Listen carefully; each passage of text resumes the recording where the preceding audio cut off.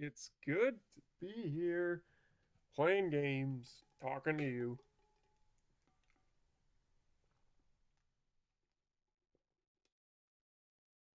But you know what makes this better? We've been getting close. Very close to getting to the end. As in the antechamber. Sorry, there's just a little leak or something I'm trying to get rid of right now. But you know what? I just saw it got released today.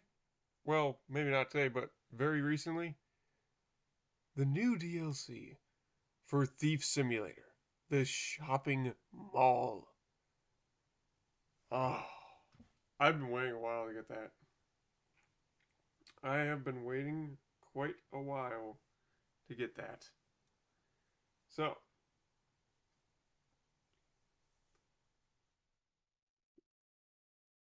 for those of you who know Thief Simulator, then you know what I'm talking about. Let me just go back.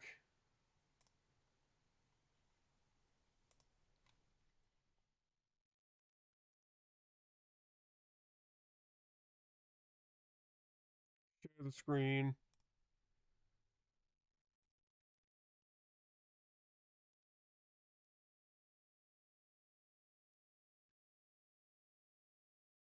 Whoops. I go here, I have the game. I go here, you get the DLC.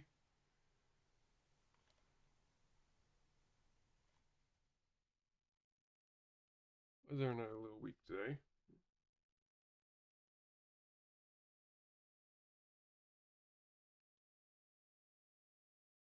We can't do that. I don't know who that was, but it's a good thing that like there wasn't any audio or anything with it. Otherwise, I might have had to like get that out of there.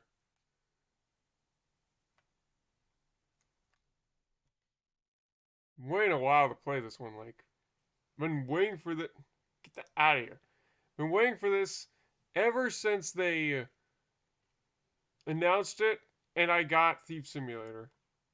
Oh, and the other one's on sale too. Okay, so the thing is, I don't have either of them. I don't have the Luxury House of DLC, and I don't have the Shopping Center DLC. However, that only accumulates to $10. $10 is like pretty simple.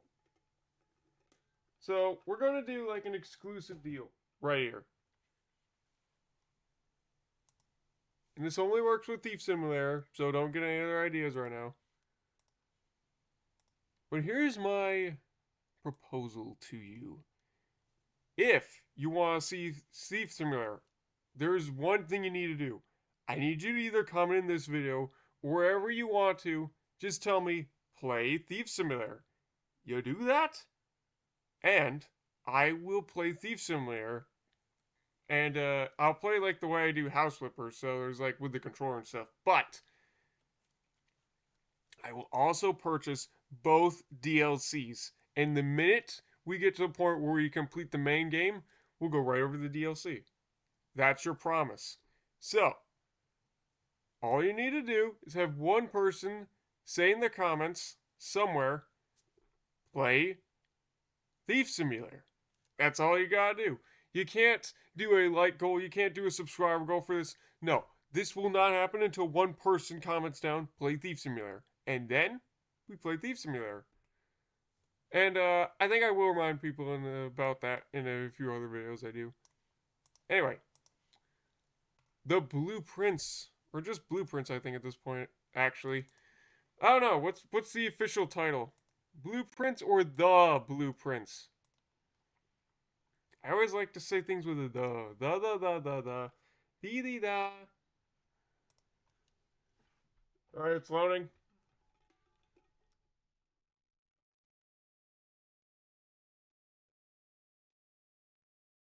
Most of you know it's from the same crews who made House Flipper for Thief Simulator, so yeah, it's bound to be fun. All right, there it is. It's booted up.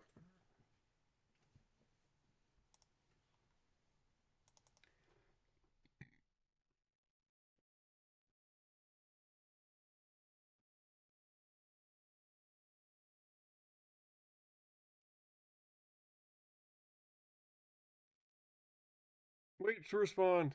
Jeez.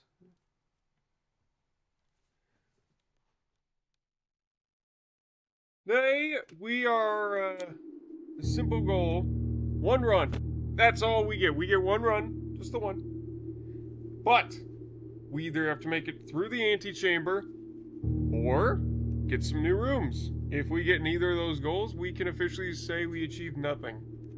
So, here's my challenge I'm doing. From this point forward, every time we play Blueprints... Oh, hold on. I don't think you can see it.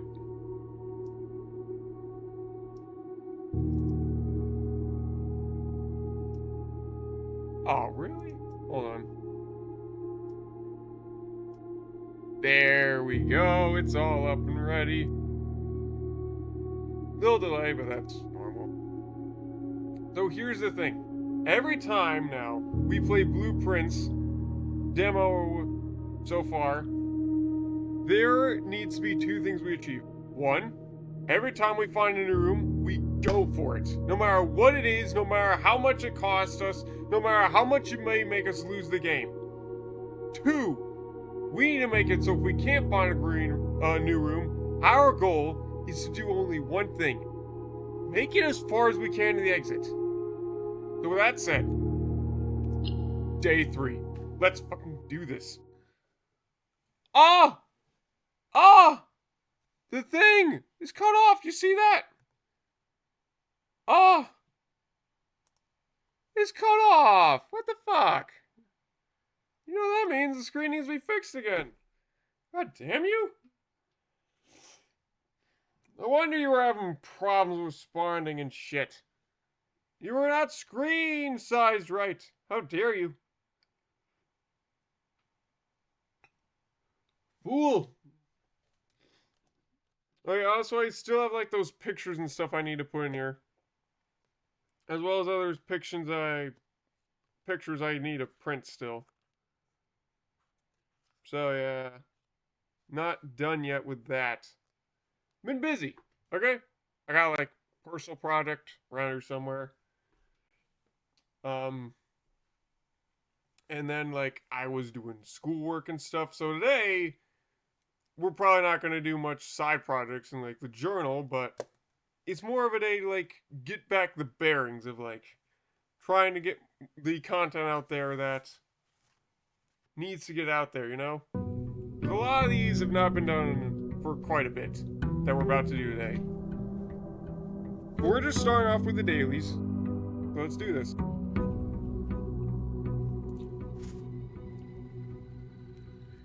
First, we need... There it is.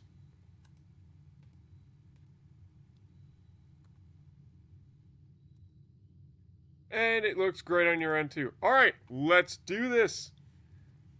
So, the thing is, we did also, like, forget something over here yesterday, I realized. Well, not yesterday, the day before yesterday.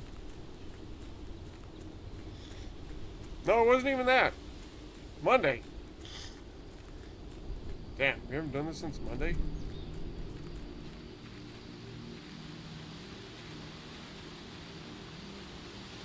I forgot to go in here.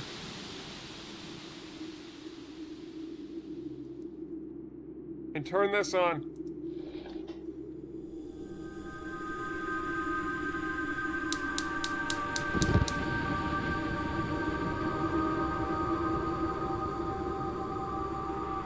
No. That leaves 2 of them to go. I don't know where they are. I only know as much as you do at this point from watching my series. Seriously, I have not seen the person that I watched play this before upload a new video yet. And I have not seen anyone else do these videos. Because the way I get my research done is I only watch like the first like hour, like sometimes just 15 minutes of a game to know if I want it. If it's a demo, it's an immediate yes, try it. If it costs money, then I try and get as much research as I can get done.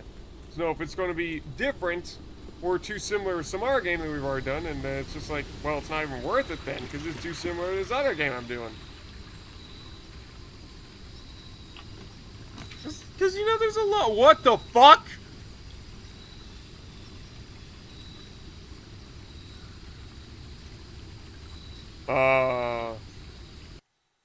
Okay, I muted that for a sec, but, what the hell? We found the shelter? Excuse me? Um, but yeah, what I was just trying to say is there's a lot of repeat games out there. Like, Bejeweled is obviously just like some very similar Candy Crush. There's a bunch of different tower defense games. Um,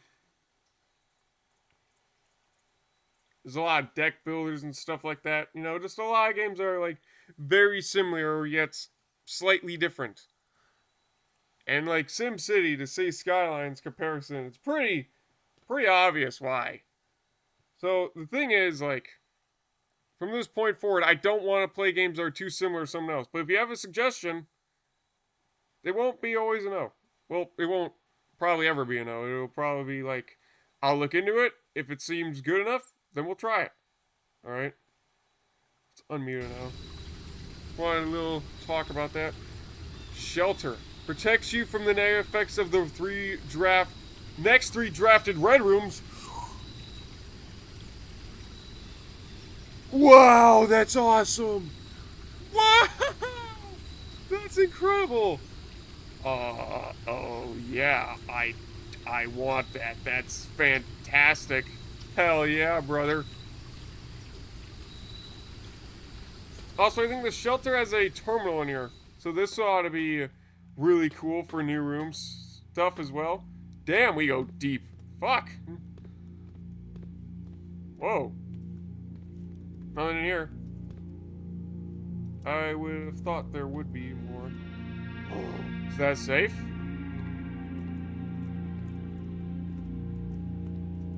Food and rations, but why? Coffee. Time lock safe. Huh. Wrapped. It's locked. What's this? Remain where you are for now, given that the Red Guard is due tomorrow. We've agreed with your plan and have disabled remote access to other terminals and have sealed the network mainframe. Regardless of the danger, I am not willing to risk removing shelter from the draft pool while the three of you are down there. Our best bet is to sit tight and hope for a little bit of luck. Wait, what? There are 3 people down somewhere.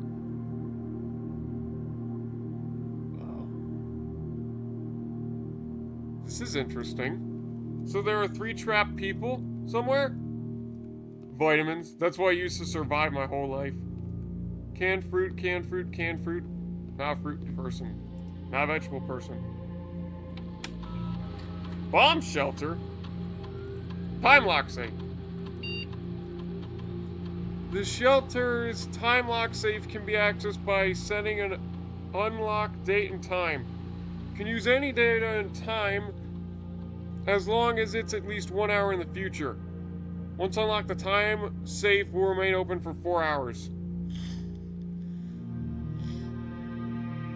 Oh, is this like actual fucking time? Okay, well, it's December 12th.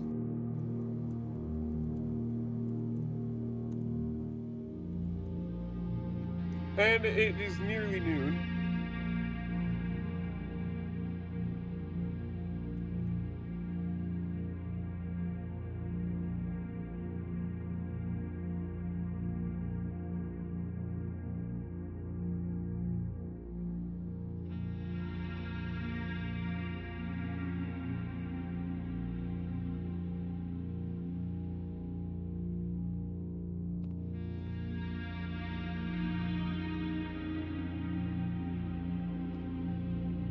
Damn it.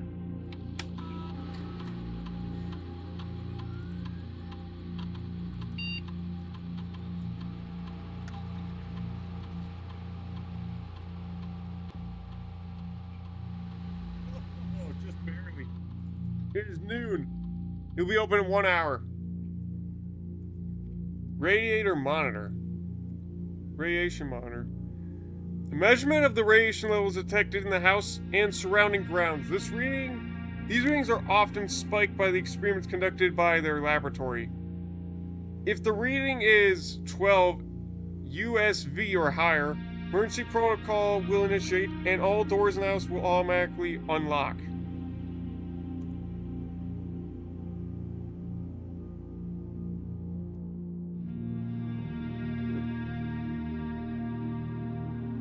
How do I gain more than that? That's very interesting.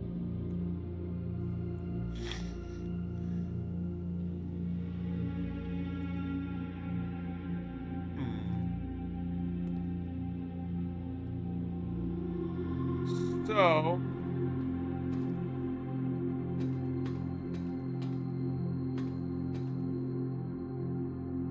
I'm guessing experiments and stuff might trigger it. I don't know, we'll have to come back to that later.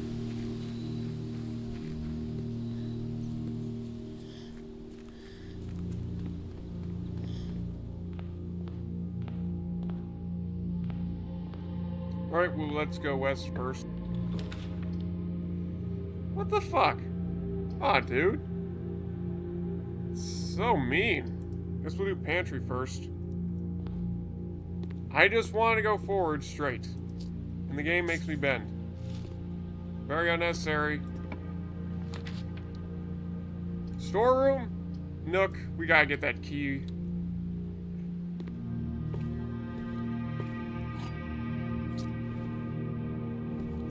Well, hello there. Come back for you later. Items for sale. But we missed that other room. Guess we go parlor then. Like, we don't have enough money to do items yet. Gems, though, I definitely want a lot of. Like, there are already 2 rooms I know of that need 3 gems. Imagine how many much more there could be. You're in the parlor, true. This box is empty, maybe. The blue box is true. Well, those 2 are true, so the white must be a lie.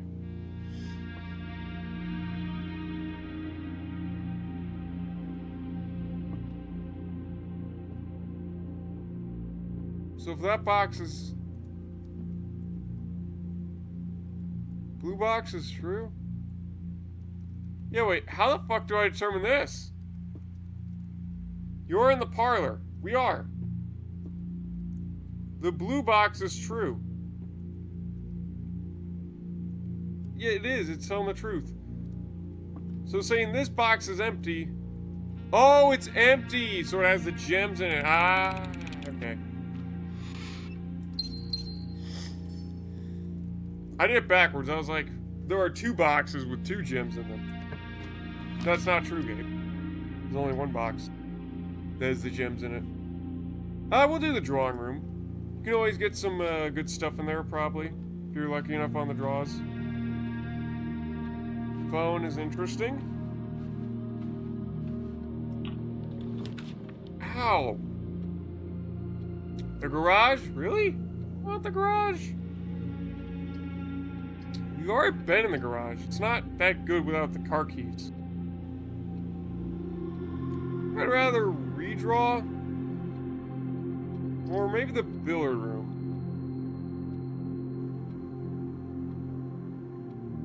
Nah, I want to redraw. Code check! Yes! I do want that, actually. Because last we were here, I put the basement key on this thing.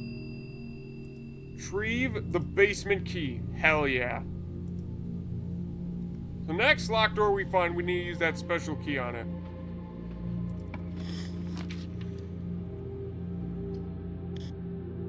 Hallway, items for sale. I mean... but he uses a gem. Nah, I want to redraw once. Den. As a free gem. Where can you argue with that? It's better than the corridor. Even though there's like a door we can't ever enter.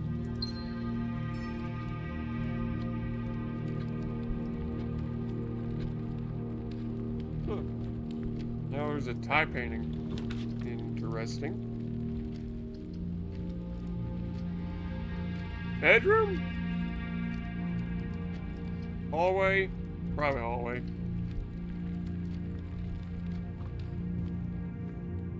Whoa, it's a road. That's a new one. Fishing rod's not that new of a painting. Alright, let's go this way.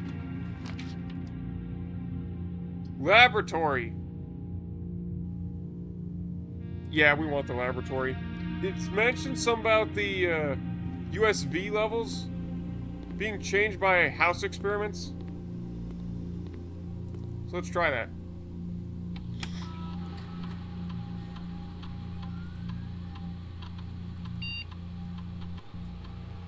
You are in the hallway and use the key the next 3 times you open a chest. Every time you find some trash while digging. Oh, these are all really sad effects. Gain 3 gold for each red room. Permanently add 1 gold to your allowance. Add a small chest to the entrance hall.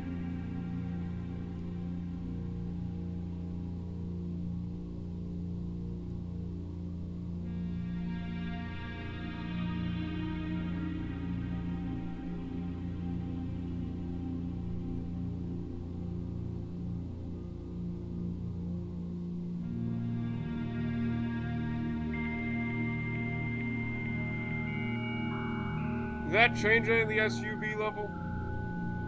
USB? Whatever, I don't know.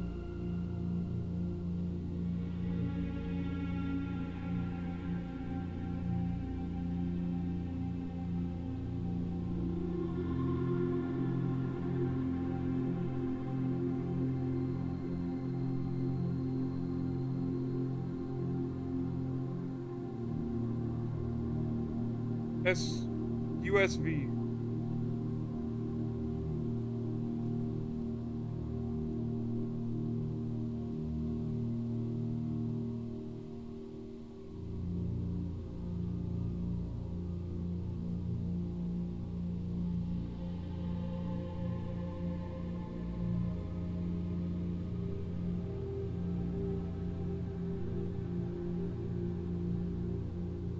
Alright.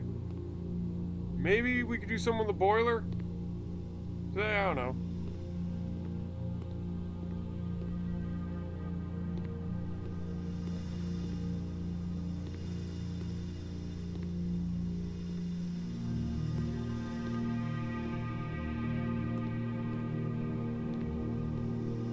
Let's just continue. Bedroom, kitchen, probably bedroom, I guess.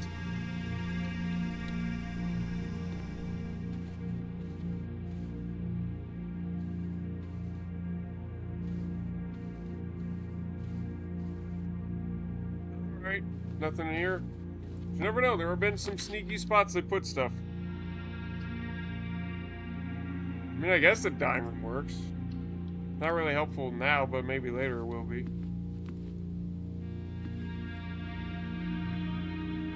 Don't understand these flowers. There's gotta be a reason, but they're not telling me. Billiard room. Is it better than the kitchen? Yeah, it's better than the kitchen. Let's be honest, it just is. Best case scenario, this will give me 2 keys instead of just 1 special key. And even if it does give me a special key, then at least I can use it some way. Jerry! Jerry, are you still here? Jerry! I know it's been a while, but forgive me, I haven't been feeling alright, Jerry. Jerry? Jerry? He left a note.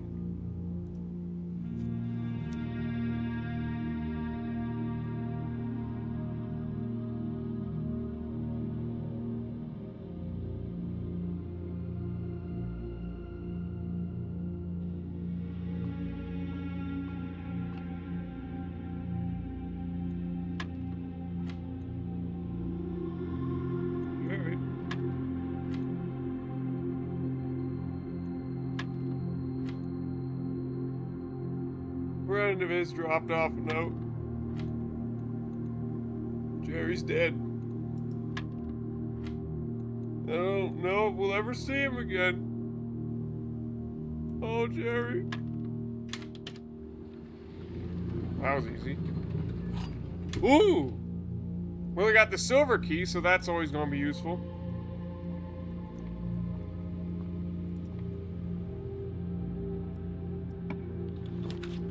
Security. Do we want the security room? Yeah, we want security. It's just so useful.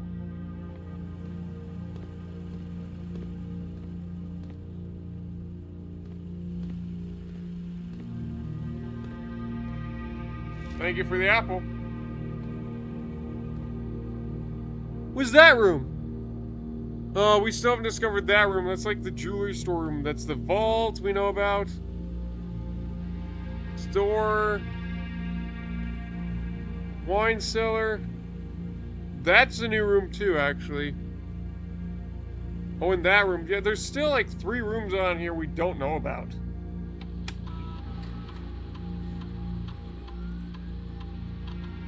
One trunk, yeah, I know about that.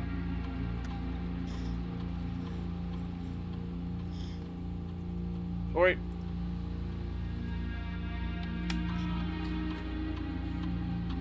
Key card.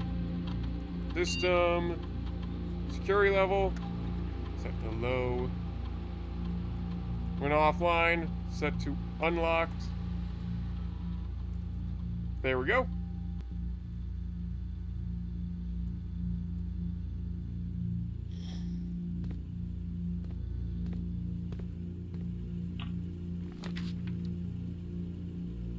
Bedroom, corridor, kitchen. Nah, let's not waste too many gems.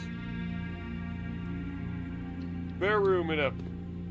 I don't care if it's going to be locked. In fact, we want it to be locked so we can use the basement key.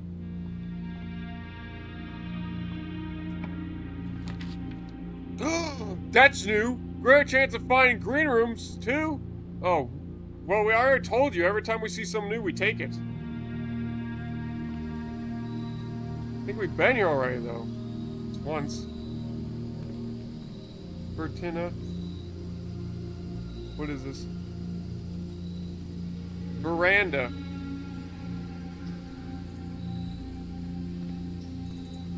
Veranda? This is nice. Don't know why there's wheelchairs, though. Storeroom? Do we do storeroom here? No, we don't want to, like, end it. But I don't want to do, like, the commissionary either. Nah, we gotta get some gems and stuff. I think it's just slightly worth it.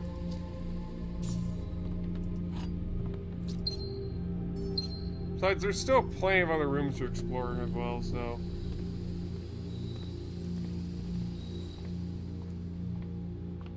I have hope.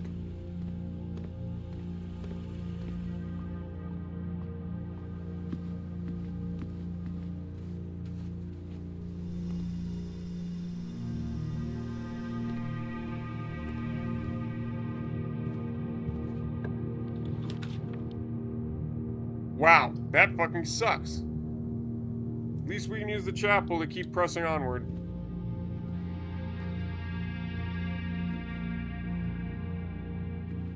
Oh, I've been sheltered! See the thing sheltered? I forgot that works with a shelter. Thank you. Special key? Basement key. Hell yeah. It does not fit. Well, we don't need to use a silver key here. That's kind of ridiculous. We'll just use a normal key. Courtyard? It's not that different from corridor.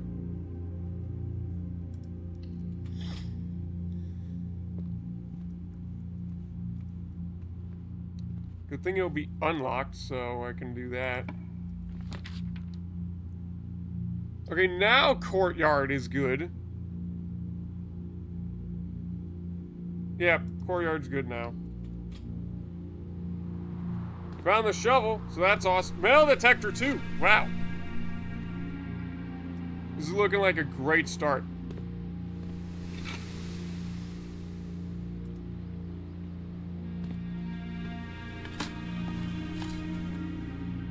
Nothing. Nothing? Wow, that's just rude. Could you have at least given me what the fuck? Why?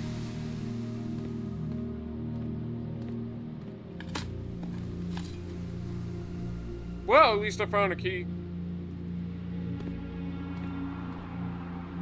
Now, I could go back all the way here, but not now. Because, like, that's going to take up quite a lot of steps. So that'll be at the end. Alright, let's keep going. Which way do I go, though? Maybe this way. I don't think I want to risk a wine cellar right now. Do the border.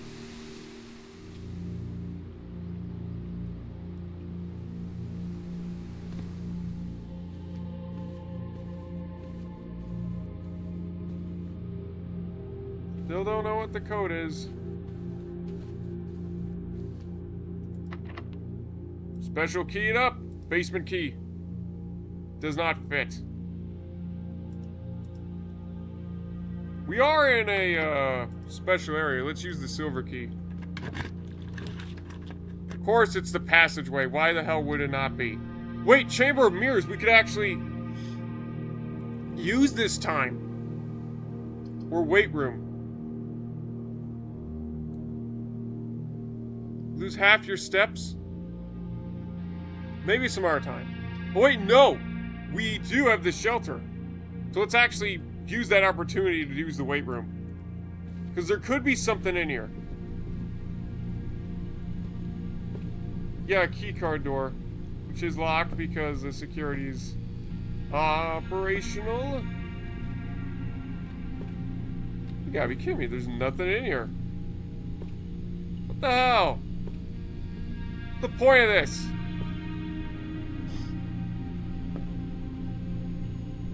Ventilation. That's interesting. Just one of the worst rooms in the history rooms. The boiler. Dark room. No, let's not do dark room. Like, you can't see in there. Boiler is a power source, and we could use that technically for the laboratory now. We could. Why not, actually?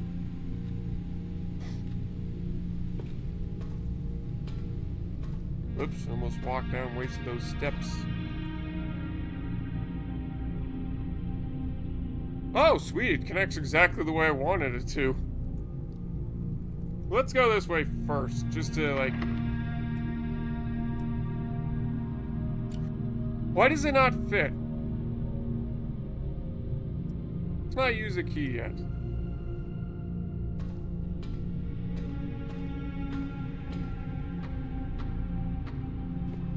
Okay, we did this puzzle before, so I remember we did this, find you.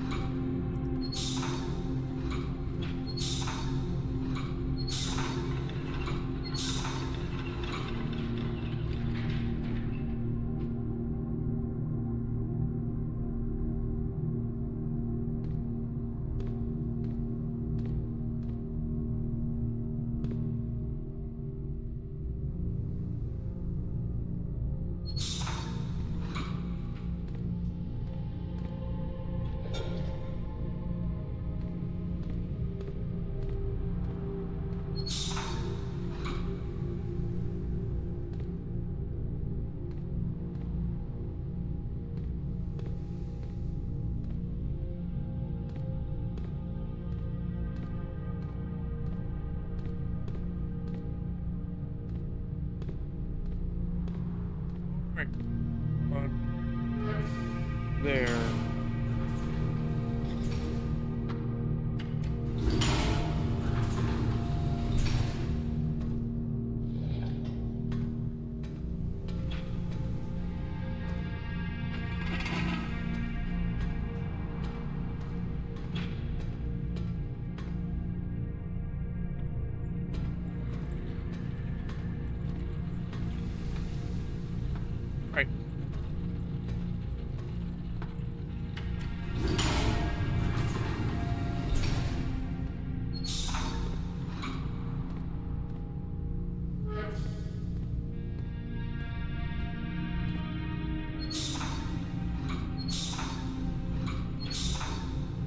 There we go.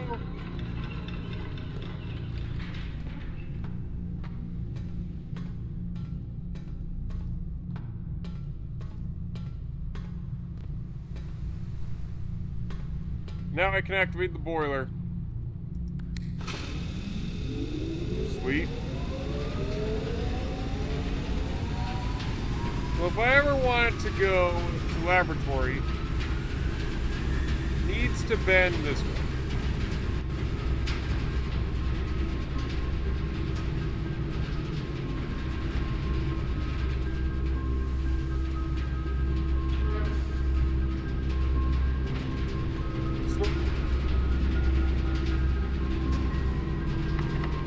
Special key it up. Fit, please. Why does nothing fit?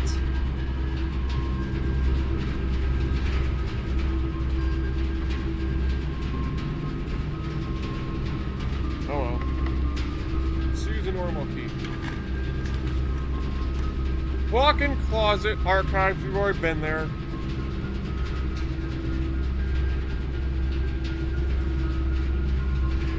We could use items.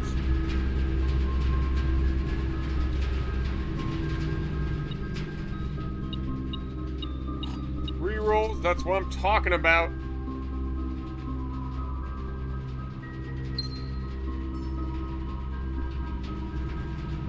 Ah, and the coupon book.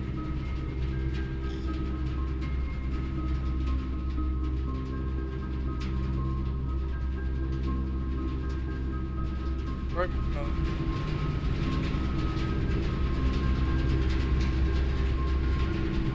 We don't want to waste our last key, so I think we go back to the wake room.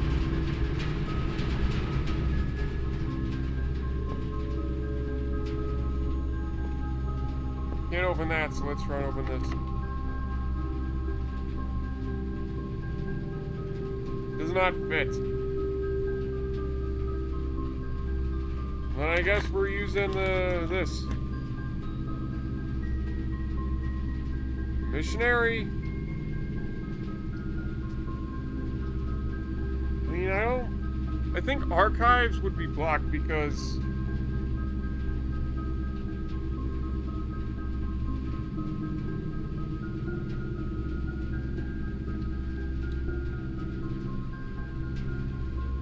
the next 3 red rooms drafted. Okay, so yeah, these are blocked effects permanently.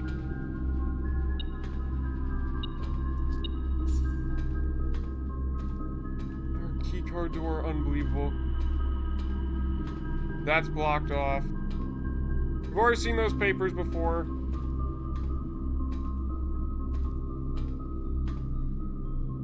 Continue onward, I guess. Special key! Not fit, you motherfucker. Well, I don't want to waste my key, though.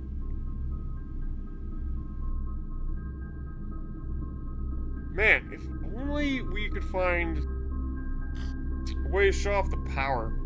That would be nice.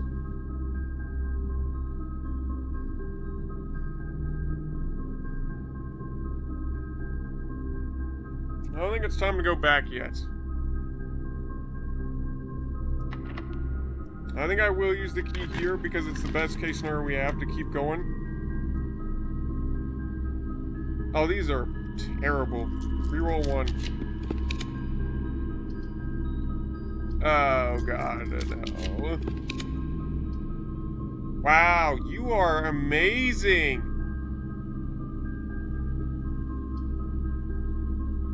Can't do that, though. That wastes everything. Because then I'm out of keys. I got a dark room. It's my only chance.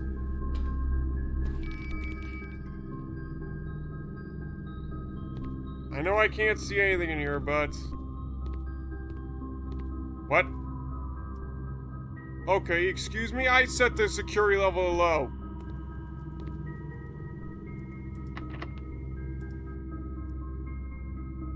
Oh, we're fucked. We gotta go back. I set the security level to low, so why the hell are there so many?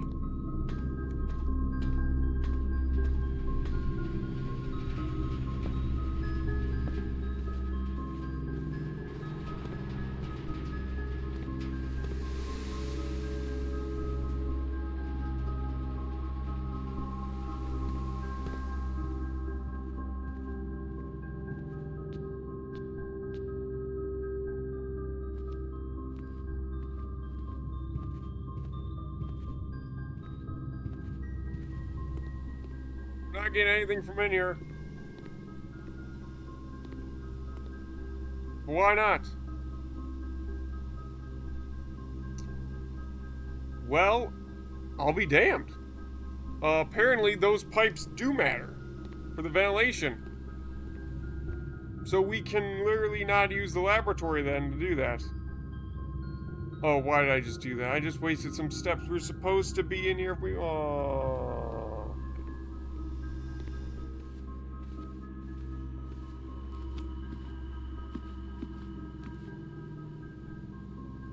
Is that pound cake? Stew pie. Well, hell yeah, we have the boiler room. Eat it. That's 30 steps. Sweet.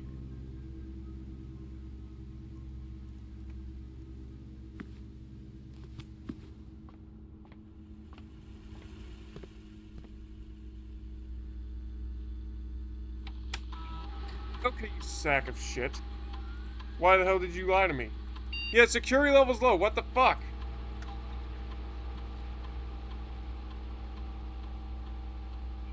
Yeah, see, 1 to 2. Why did we see 3? Clearly, this thing is a goddamn liar.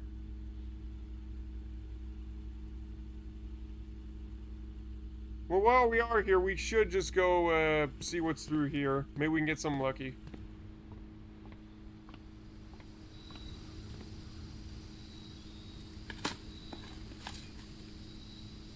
Pebbles. Experiment.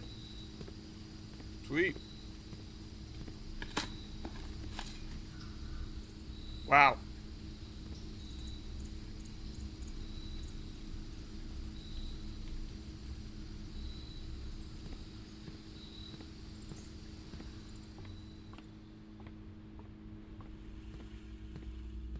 Check the inventory.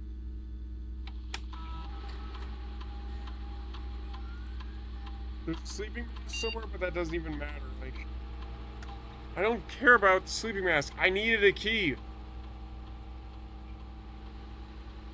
Because there are apparently too many of those protected doors.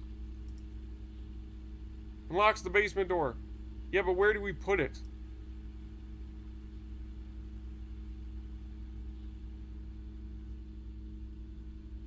We still have half an hour before we can even do anything. Let's... well, we can't go there, can we? No, actually, no, it's locked.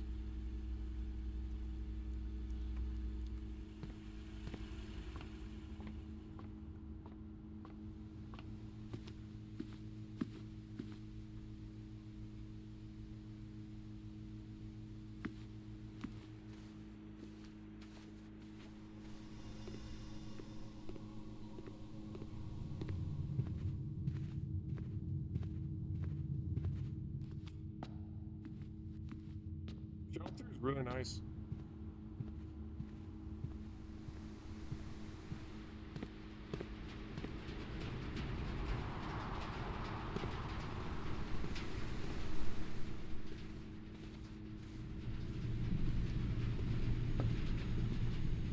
That's operational.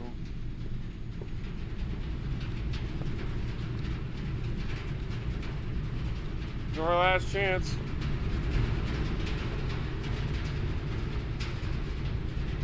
What? I almost wasted that.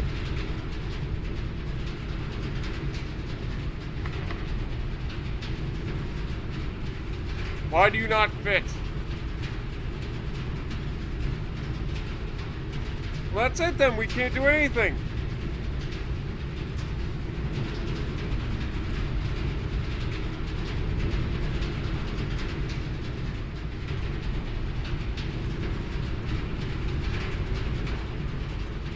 That's cool. At least we learned that the ventilation duct matters. So there's that, I guess. But yeah, that is a security lock.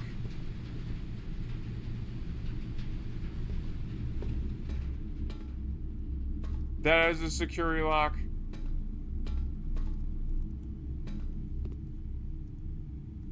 Why the hell is there a security lock here? and how.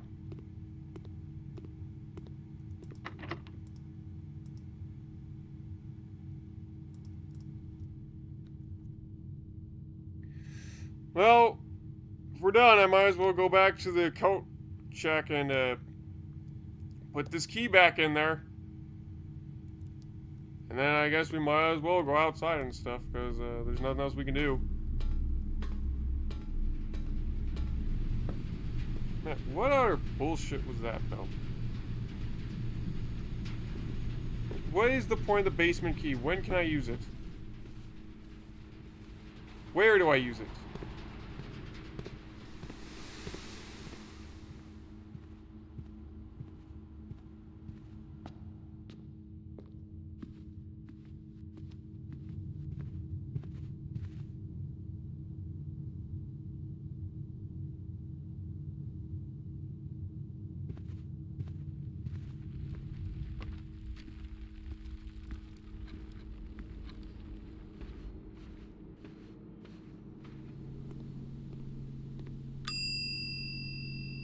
Ow, ow, ow, ow, ow! Basement key, in you go. Sweet. Yep, there were no shops or anything. This was a very unfortunate run. Got a lot of blue rooms, though, so there's that, I guess.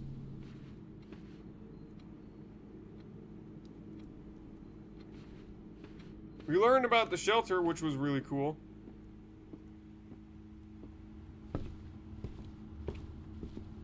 Can't open you. Very unfortunate. Oh well, let's go see what the shelter is.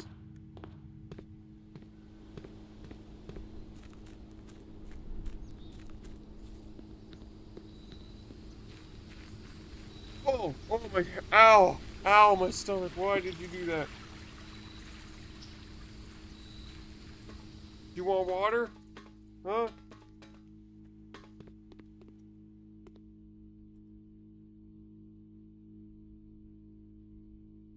Won't be open for 26 minutes. Ow, ow, ow, ow.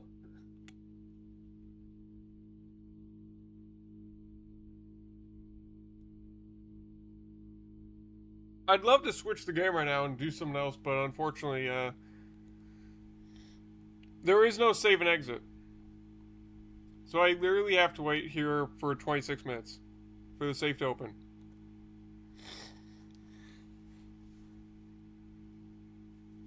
Well, I might as well get a few things done. Ouch!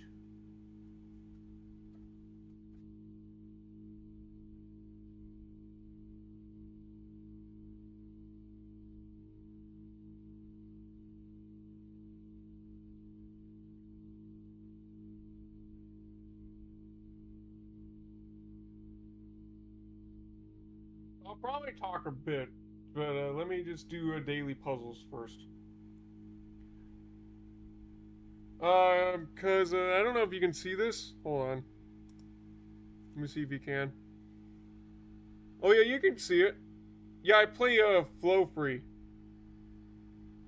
And my streak right now for daily puzzles is 212 days, so that's something I, at this point, don't want to try and break.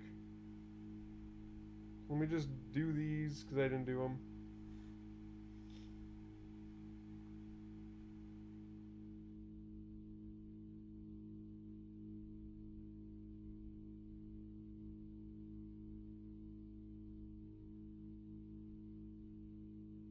Halfway there.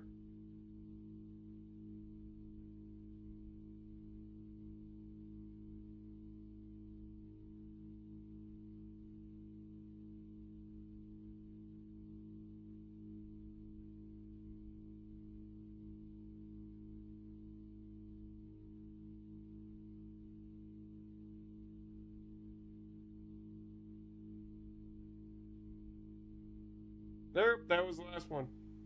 Oh, there's still the weekly puzzles I need to do, too. Let me do just like a few of those.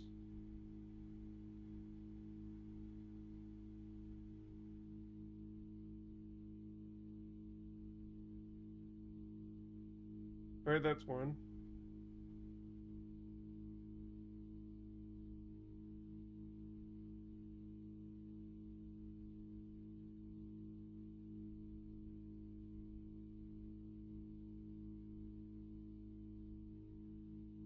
Hmm.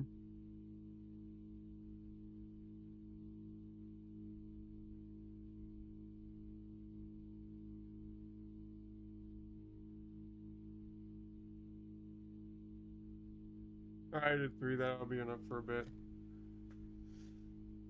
Well, I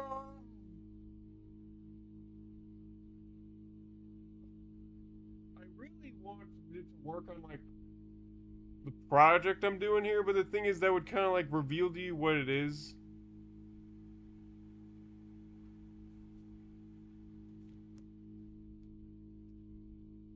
I would also think a good substitute would be this journal of mine, but unfortunately I did not like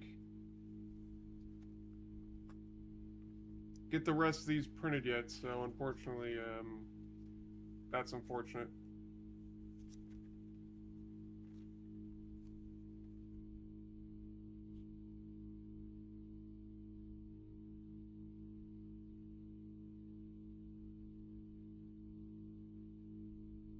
Hmm.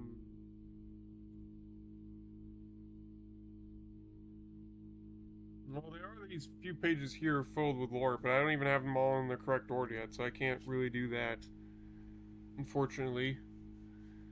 What do we do then while we wait for like the next 22 minutes? What the hell? Why make a time lock safe for a game that you can like really go fast in? It makes it really pointless to like wait for the safe to open.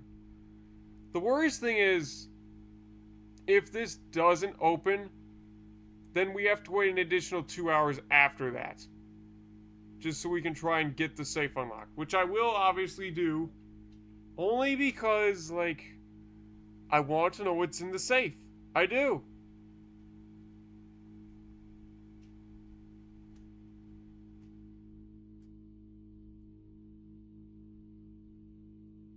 What to do, what to do.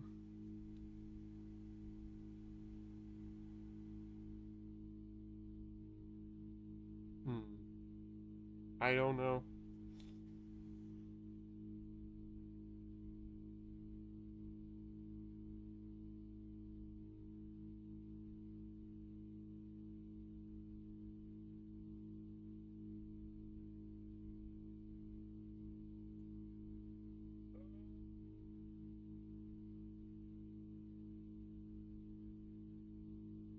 Hmm.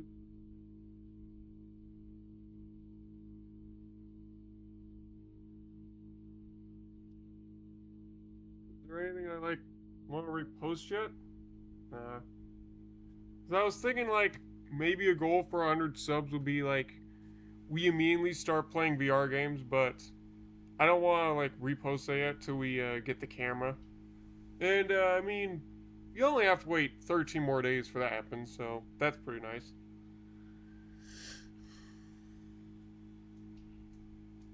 Well, while we're waiting, I think I will take care of my trash and maybe try and clean out my nose a bit.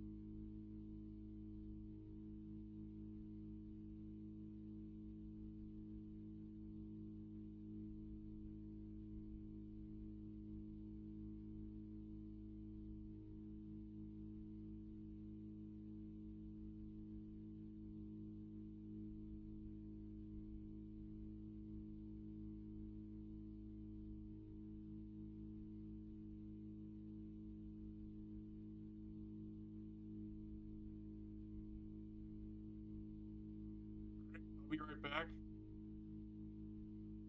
Wait to empty my trash. Ah, and then what? Um, Maybe share some stories or something, I guess.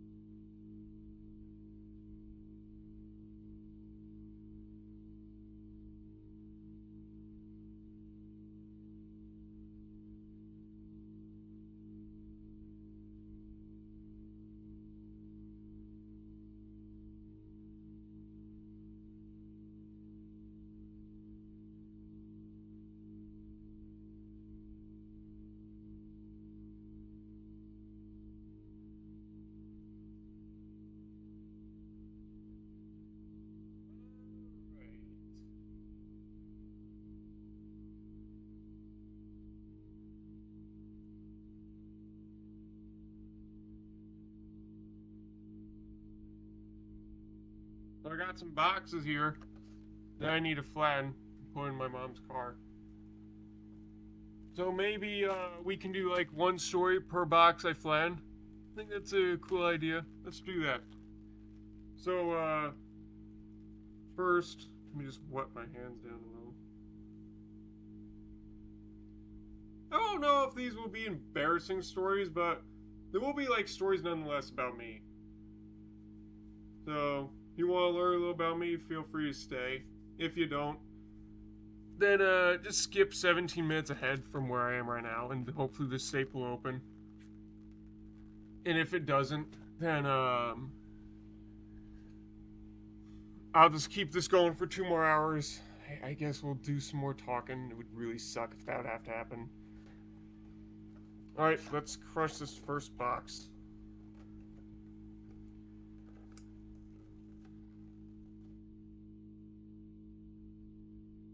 There we go. Nice and thin. Now let me go put it on my pile.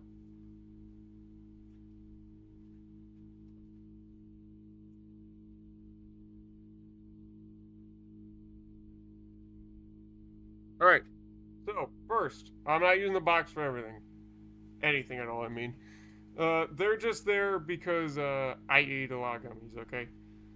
So, first story. Well, I guess you're probably wondering what the wipes were for. Well, you see, um, I guess you could say I'm a bit of a germaphobe. Is that the right word? I don't know. Maybe. Let me just zoom in so we can like, yeah, not over the safe though. Like, we still want to know when the safe opens. So, it started back in high school because like when I was younger, I was like, I don't give a damn about no germs. You throw up, you get sick. It's gonna happen every year. Some years actually it hasn't happened. Like recently now, this stuffy nose is the worst I've gotten right now. And it's not even that stuffy. It's just like I really need to blow it every like once in a while because I haven't done that. Yeah, I've not been doing any bad or anything like that, so that's awesome. But back then it was like we were young, we were around kids, we lick everything we find, we like bite apart the Legos, you know? Do you ever do that? Where you're just like ah, because they just get stuck and they didn't have the little tool back then for us to use, and just kept going off like that. And I don't want to sound gross, but half the time when I did go to the bathroom, I didn't even think about washing my hands. I was one of those people who used to like go in there, don't wash your hands, come out, and just enjoy life. I don't know why I did that. I was young. I was arrogant to the fact that germs existed. I was arrogant to the fact that like they could get you sick. And that might have been one of the reasons why one time I did throw up on a bus. And people who know me definitely know what year that was and when. And I think it was in like near middle school I did that, so that was awful. But yeah, I and it was really upsetting too, because like I was just a few stops away from home, and then I just like let it out. It was awful.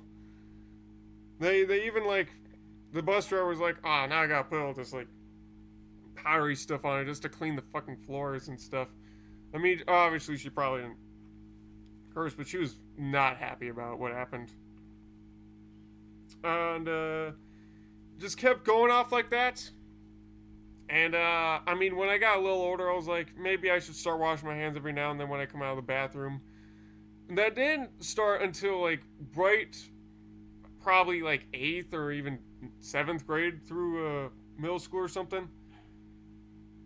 Because I was just like going in and out, and I was like, oh, maybe I should do this. And then that was probably when it started being like the points where it's like, oh, I get sick every now and then.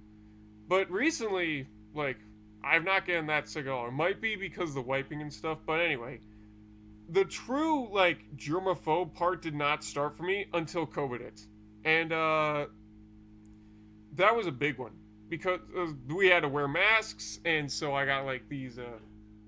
Oh yeah, they're over here. Hold on, I can show you them. I got these special box of a K95 masks right there. I wear them. Well, I did wear them. Like everywhere. I'd wear them every time I get out of the house in front of somebody. I wear them in the supermarket. I wear them over at friends' houses. I wear them at college. But now we've calmed down, and it's like I don't need to wear them anymore. So I just keep it in my pockets in case it ever comes up where someone's coughing or something. I'm like, what are you doing over there? But yeah, I don't now like just wear it wherever. I have like specific time and only reasons to now. But there is still a big part for me of making me more like a germaphobe person. And that was because of the effects of what I was told we could do to avoid getting COVID, which is just wash your hands regularly, don't touch your face whenever you're like not inside your own personal space or anything, and also just like use wipes. So I got a baggie of wipes, and as you can see, I need Pampers because my hands, if I don't, they start to like. Well, I don't know if you can see it now, but well, there is a bit of redness on like a few of these. But yeah, if my hands got like really irritated very quickly because I have like sensitive skin. So we had to use Pampers because we before then would just use Clorox wipes, and I would wipe that with my hands all the time whenever I wanted to wash my hands and I couldn't. And it started really irritating my skin really badly, where it got like very deep red. Like, what's a good color for the redness? Oh, I guess like, no, right here. You see the inside of the ear right there? You see that color red? Like right there in the inside? That was basically how red they got. I'm not kidding. They were very irritated. It was like very hard to move them at sometimes. So we had to get lotion. We had to get these special gloves for me to wear. And nothing else worked until the point where I just used, I think it's over here actually.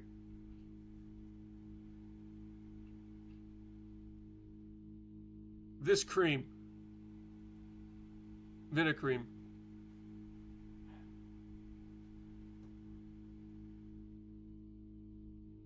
And then I would just put like gloves over my hands whenever I go to sleep, and then they would just like be more like this they are now. That's all it was. We tried special medication, we tried special lotion, we even tried ordering special like silicone gloves. Nothing worked. In fact, some of the effects just made it worse. That stuff worked like a miracle, and he even like cured it in like a few days tops, which was just absolutely freaking crazy. So every time they get red now, whether it's because of the winter, because they did start getting a little more red then, I just feel them. If they feel rough, I put on some cream before I go to bed. That's just that. But anyway, about the germaphobe thing, I still have like a little bag of wipes with me whenever I have my computer bag around. And I always, before I eat and before I like touch my face or anything, I always wipe my hands down.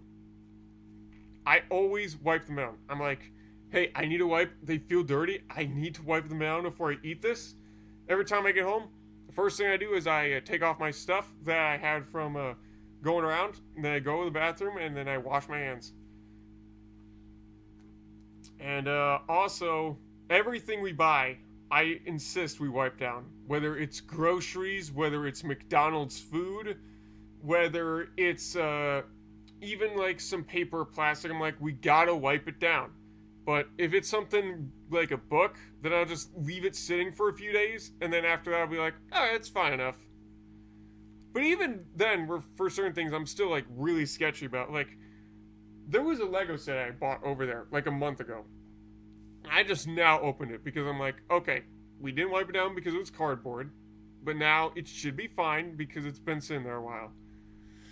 So yeah, I'm very sensitive with that, and even my mom and my sister have been like, we don't have to wipe them down anymore. I'm like, no, no, no, no, no, no. Have you not seen how many people died because of COVID? I don't want to take the risk that it's still partially out there and that it could end us.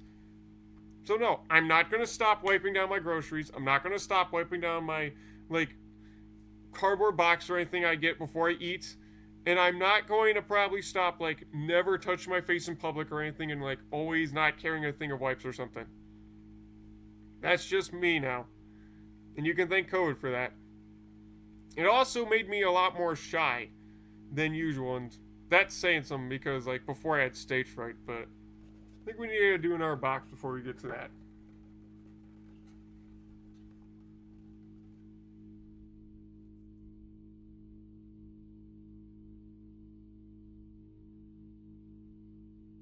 There we go. Alright, so good way to reference it is if you watch anime and you know uh Rina oh god, what is it? I have it on my phone actually. I could just like search it easily.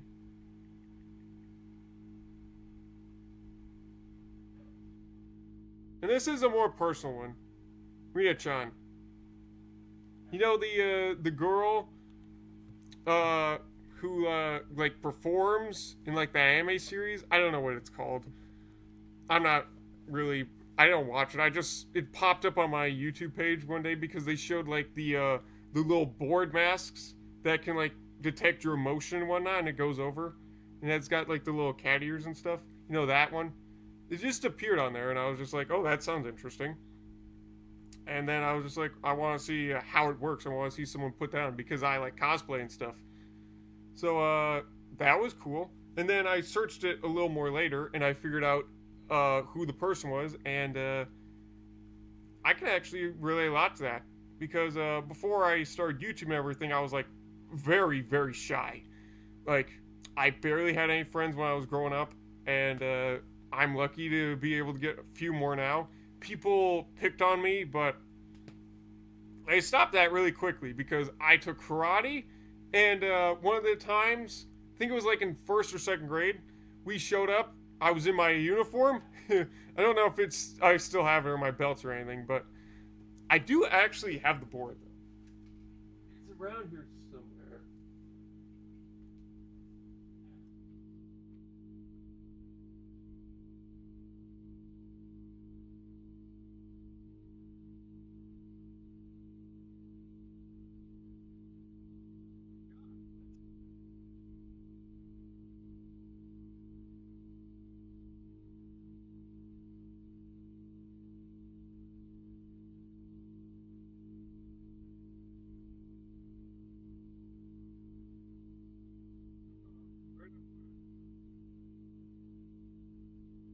Come on, this is a cool story, and I want to find it.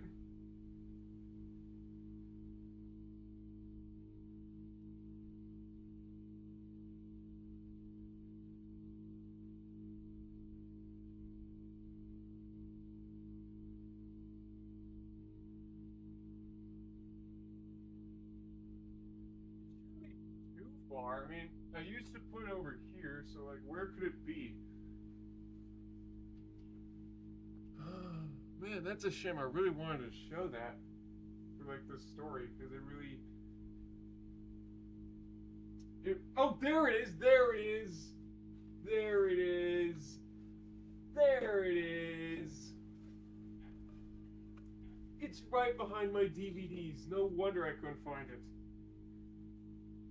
And this is also dated, so it's guaranteed proof. But yeah. Right here is half the board that I got to keep for going to class as like my little demonstration in my uniform. And 12. Oh, that was 9 years ago. So I would have been 12 at that age? No. It's 2024.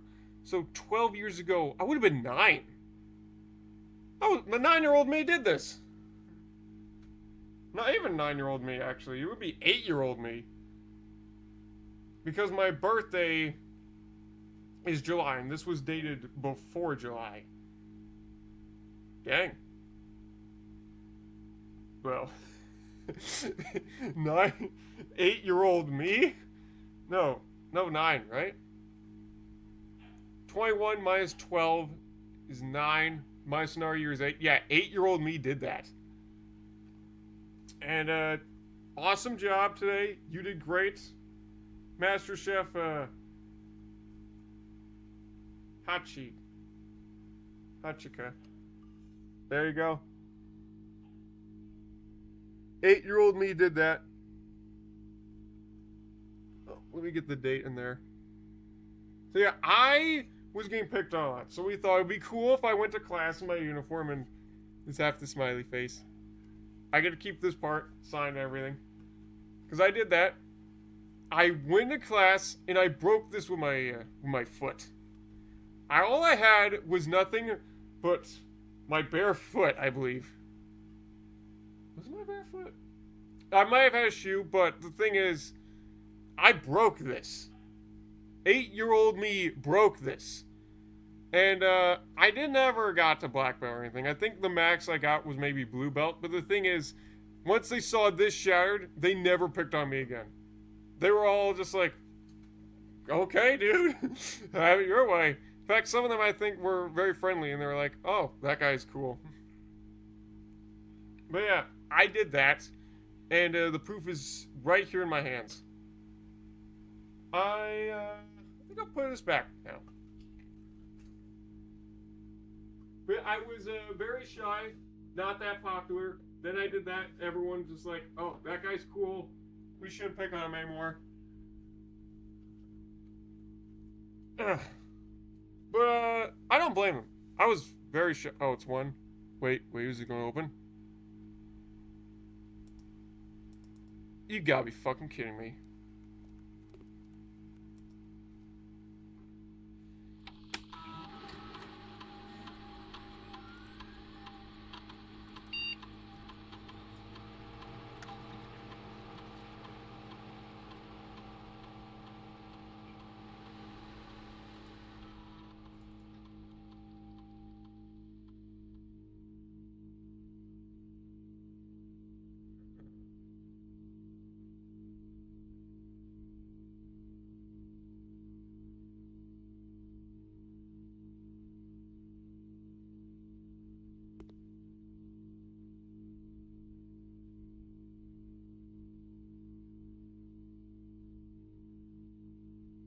Well, that fucking sucks.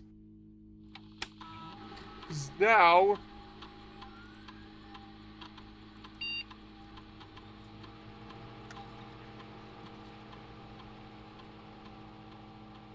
we gotta set it to a new date.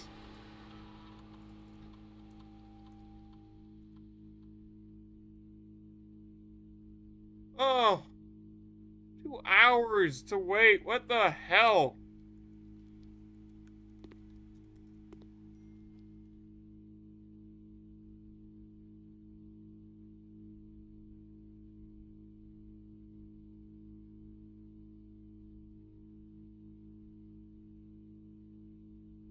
Man, that's utter bullshit right there. It didn't open. I should have been a little faster. I hate when they do stuff like that. An hour in advance. Yeah, more like over an hour in advance, exactly. Like, good Christ. We're only gonna give it 1 hour, 58 minutes. If it doesn't open by then, we're done. I highly doubt I have enough stories by then, though. But there are, like, drawings and stuff I have around here, so I guess we could do that. That's... Man, this is gonna be such a long video! What the fuck? I wish there was something more we could do in the house to wait this out, but there isn't.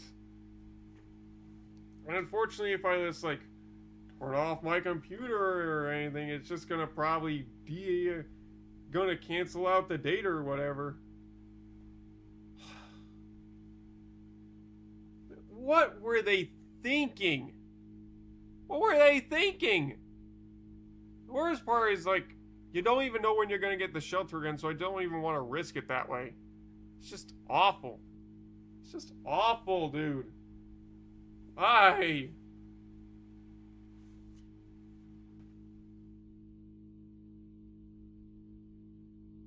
Anyway, I was a very shy person.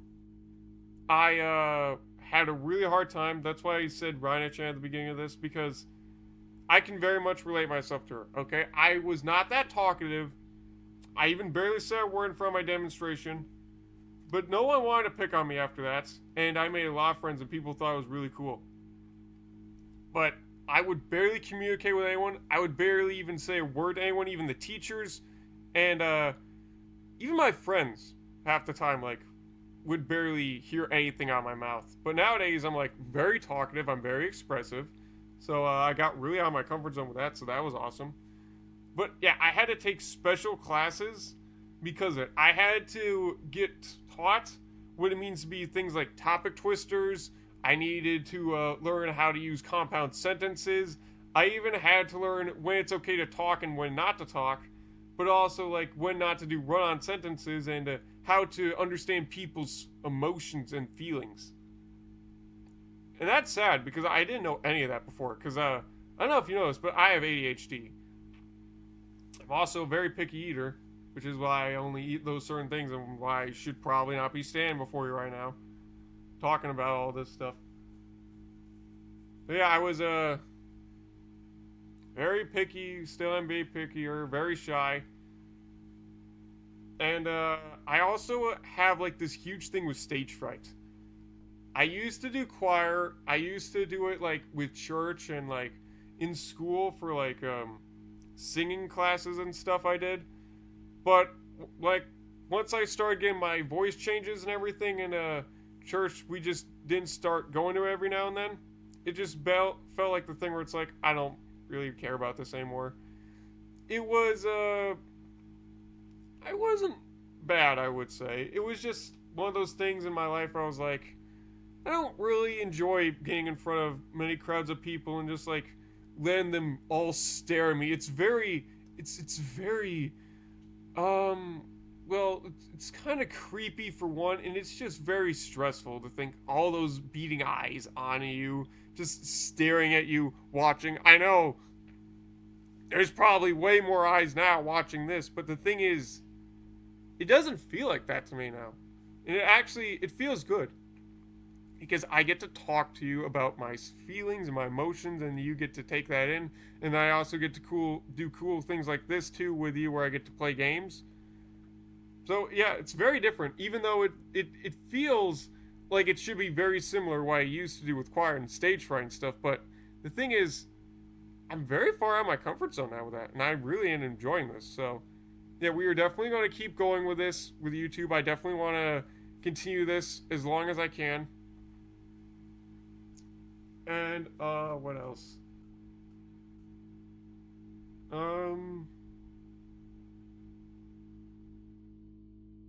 Just that, I guess. Like, I'm very much enjoying doing this in front of all of you, for you. I really hope we can keep going.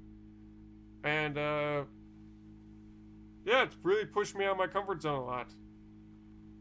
And my parents have agreed that there has been a lot of drastic change. Like, when I got to high school, I started being more talkative, especially when I took classes during COVID.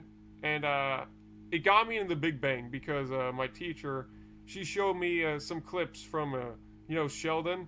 And I was like, something wrong with that guy. And everyone think, all my family and my sister, they all used to be like, you used to be like that guy right there. And I'm like, I'm very sorry. I did not realize. But now I'm not a Sheldon anymore. I'm more of a guy who is more expressive. I'm a nice guy. I may talk too much too, so there's that. But I still do a lot of the things that he does appreciate. Don't get me wrong. I'm not saying there's anything wrong with Star Trek or anything. I just never really seen it. I was more like the Star Wars person because that was like the thing I grew up with.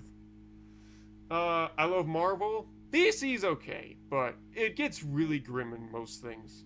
At least I appreciate Batman a lot more than I used to, though, because of like the thing where it's like he will comfort a dying child, which I think is very sweet. It feels very much like the way I would think I would view Spider-Man as. So there's that. And now I look at Superman and I'm like, what's the point of this guy again? Like, he's got laser eyes, he can fly, he's got ice breath and stuff, and he just goes around and he saves people. Where's this supposed to be the struggle in that? Like, I get kryptonite can weaken his abilities and stuff, but that's still, like, very low key. I liked it more when there's, like, a chance that the hero could lose or die or something like that. Because it really builds the stress there. So when you just go Superman and everything, it's like, he's a genetic superhero at this point. He's like supposed to be the perfect model. So everybody should just hate him. That's just the logic for me with that. Which is why I'm like, fuck Superman. I'll just get the Powerpuff Girls. They're way better. There's 3 of them. They're adorable and they kick ass. No joke. Have you seen the show? They are so hardcore. They are so overpowered. There's even been an episode, which I haven't seen yet, but I've heard of, where there were these superheroes that were like Batman, Superman, and like all these other people, and they were just like mocking the girls for being like too girly or like too young or cute or something. Funniest thing is, they lose, and then the Powerpuff Girls have to come along and save the day at the end. I like things like that. That's really cool. Excuse me. But yeah, I used to be very shy with stuff like this. I used to, like, not want to talk in front of people. But then when I started, like, doing our classes and stuff, and I started doing voice typing, and it became really easier to type, I could be more expressive that way. When COVID hit, though, I became very shy. Like, I wouldn't go around people. I wouldn't even open my mouth because I had my mask on my face. So my voice was very, like, muffled like this, and I didn't like that at all. So it was just like, I'd rather not say a word because people can barely hear me then. And it was just awful. Well, I guess my mask thing did stay for quite a bit. Yeah, actually it did only change like only about like halfway through college. So that's not actually that recent. No, actually that would be pretty recent for me. Because the thing was, I did Aspire. And at that time, I was doing my little interview for Bricks and Minifigs. Because I did Aspire before I got hired to do that job, and it was very fun. And the thing was, when people were going in the back and everything, and like I could see like my like coworker friend Alex or like Stacy come by, and they're like, "Hey, we need you to do this." I was just like very worried that if I had my mask on, that people wouldn't be able to understand my voice, but they said it was very clear. So the thing that really changed me was like, I'm just not gonna wear it for another 5 hours because I used to do that in school and it would really crunch up around my ears and it really hurts. So now I'm not wearing it and I feel more free than ever. I stopped wearing it, but I did like little precautions, like I wouldn't eat any of the food they give me unless I wiped it down. I would always wash my hands whenever they felt too dirty, And I would always make sure that whenever I'm like soaring through the bulk and stuff, I would never touch my face with my hands, or even just like do simple things like that. And if I had something in my eye, I would just be like, my glasses, or like with my shirt. Use a Kleenex, wash your hands regularly, stuff like that. But now, that I'm here at my house, I can do stuff like that easily without having to like get my eyes irritated or anything. But yeah, that was just me at that the point in age, and I'm sure COVID changed a lot of stuff for people. Oh yeah, I forgot to mention, if you're watching this right now and you don't want to hear me talk, you're gonna have to skip a lot, like a lot. I'll make it very easy and clear for you. I will put my entire screen, like, not dead center, but I'll make it the whole screen whenever the safe opens. I'm warning you right now, if it does not open, by the time that says 3, 1, we're done. We're done. I'm going to set it for a later date for tomorrow. And if we get the shelter tomorrow, then we call ourselves lucky. But if it doesn't do it then, this thing is fucking broken. I'm not going to look up what's in it. I'm really curious to figure out what it is for myself. I suppose there should also be a story as to why I do research that way. Oh, here we go. Why not? Another story.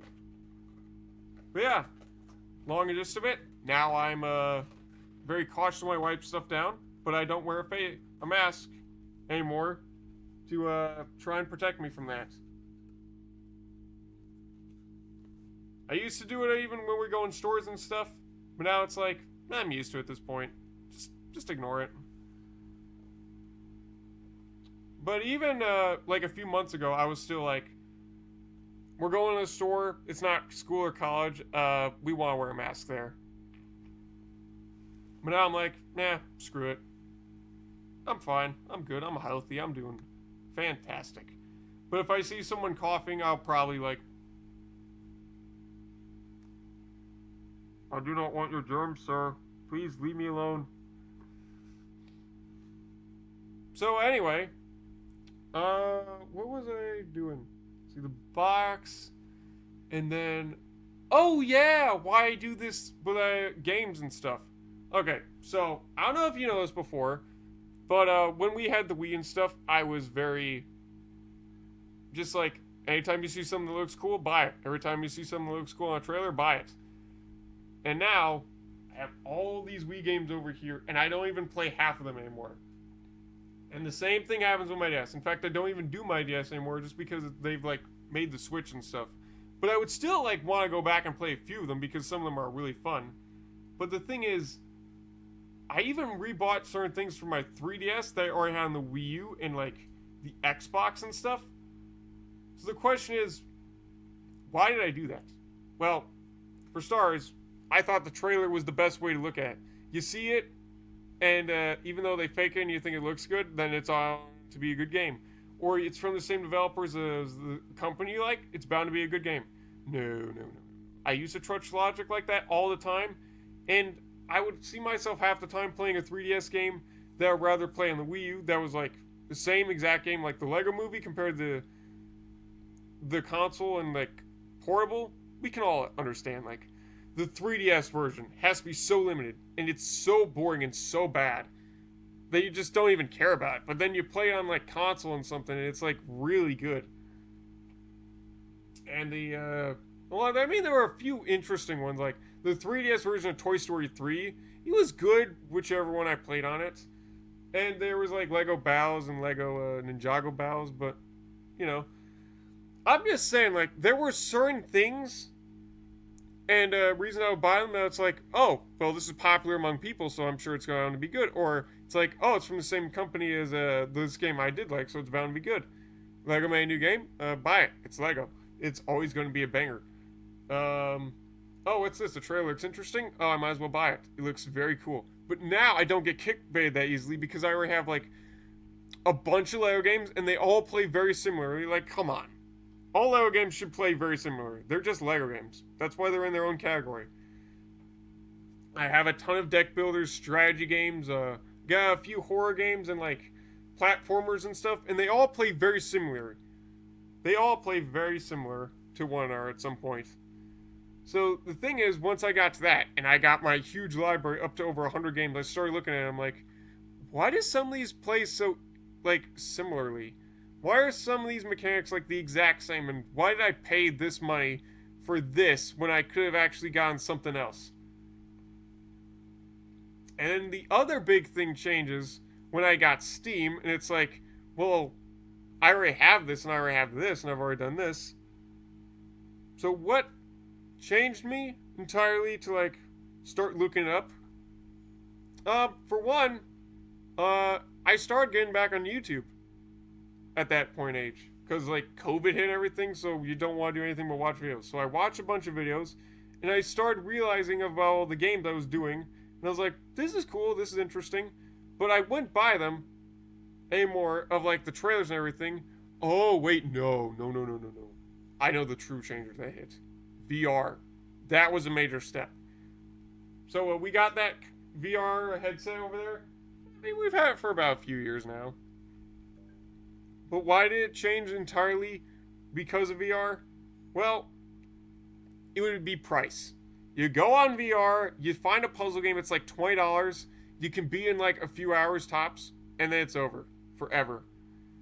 So that's when I started making my rules. Like every dollar per hour. So basically, every dollar I spend on a game, I need to get at least 1 hour per dollar I pay back of gameplay. So if I play a game for 15 hours, it should be at least 15 bucks. If I pay a game that is $10 and I only get 1 hour of gameplay back, or not even like 8, I'm like, this was a waste of money. So that's why I've always done these things now where, well, yeah, especially because, like, this was the point I watched one YouTuber, I don't even remember who it was, and he played the game I wanted, and then I was like, he beat that shit in half an hour tops. Why the fuck would I spend $20 on that bullshit? And that was the true changer. I was like, well, these games are not as good as I thought they were, even though the trailer looks interesting, and it's actually very simple and easy. Because it was like the Lighthouse game, and it was all about recursion, because I love Superliminal, I love recursion, I love illusions. It's been around me for quite a while.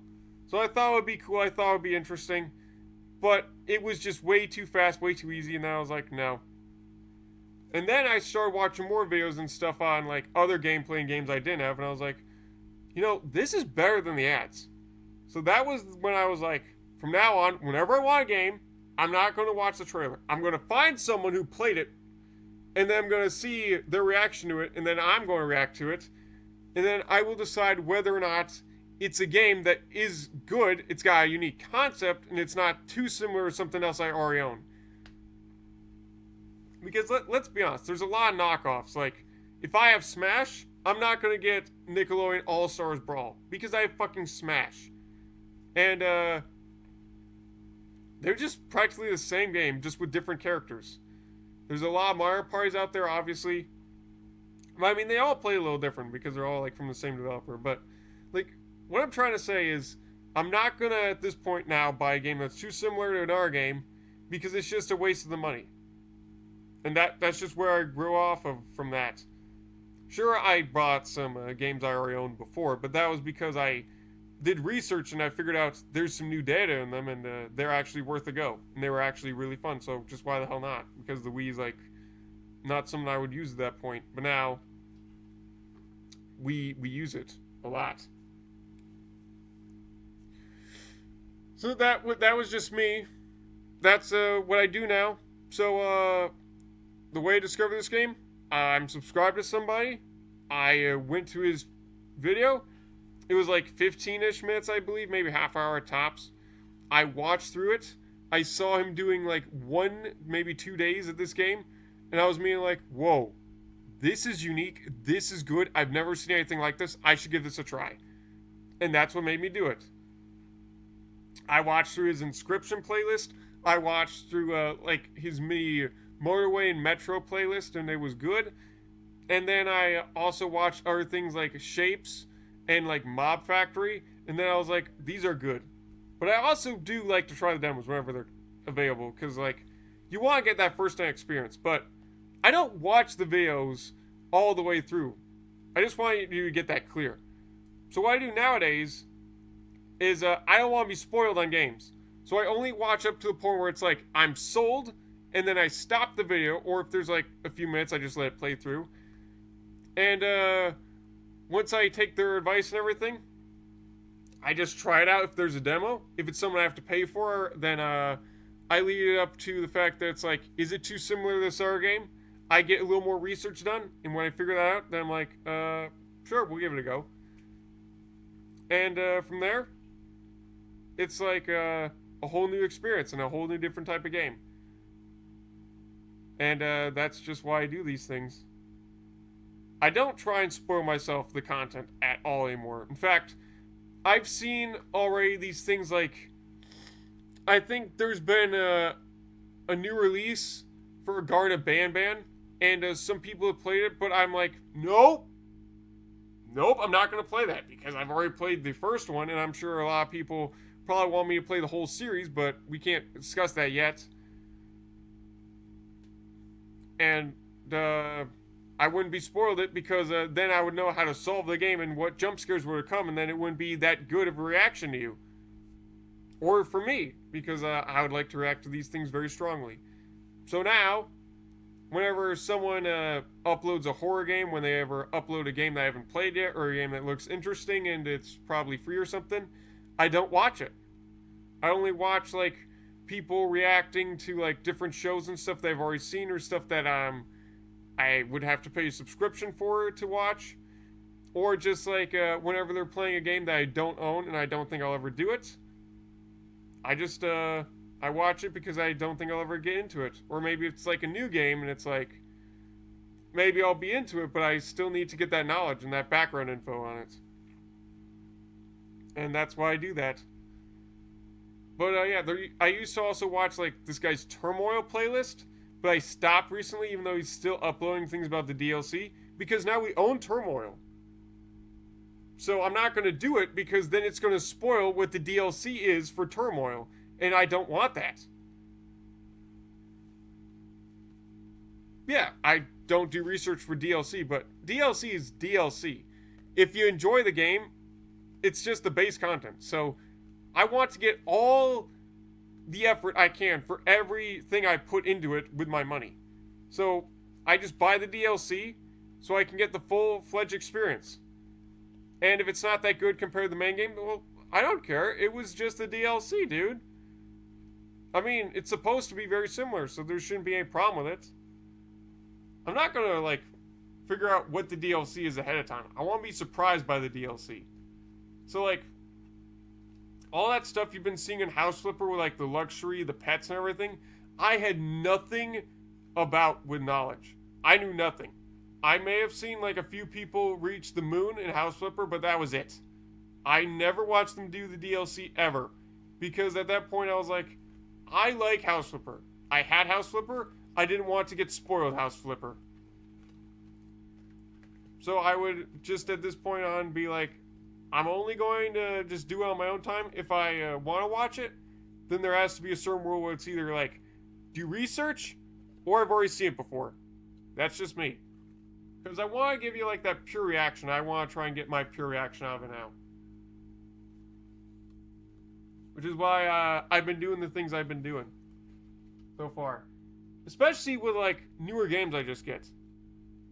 Nowadays when I get games, it's like I don't get them for me. I get them to do on my time so I can let you watch my reaction of it. Which is why things like right now, even though I really want Sparks of Hope, we're waiting on that because we're getting our upgrade. But if we do get enough, well, we might get Sparks of Hope. I mean, I would really love to fucking beat Sparks of Hope to 100%. I've been waiting ever since it got announced and Kingdom Battle got released. I've been waiting so long. In fact, it was one of the very first games I wanted on the Switch. But the thing was, it was so fucking expensive that we couldn't even do it. Also, my sister didn't care for it. And obviously, I mean, I shouldn't be like it was too expensive. Yeah, yeah, yeah. Well, I mean, we have Smash. We spent over $120 to get all the DLCs, so obviously, like, there was no problem with that. The other thing is, though, with most games that are like that pricey, I will not get them until they're either on sale or there's like the point where it's like, you want me to do them? I'll do them then. But yeah, that's that.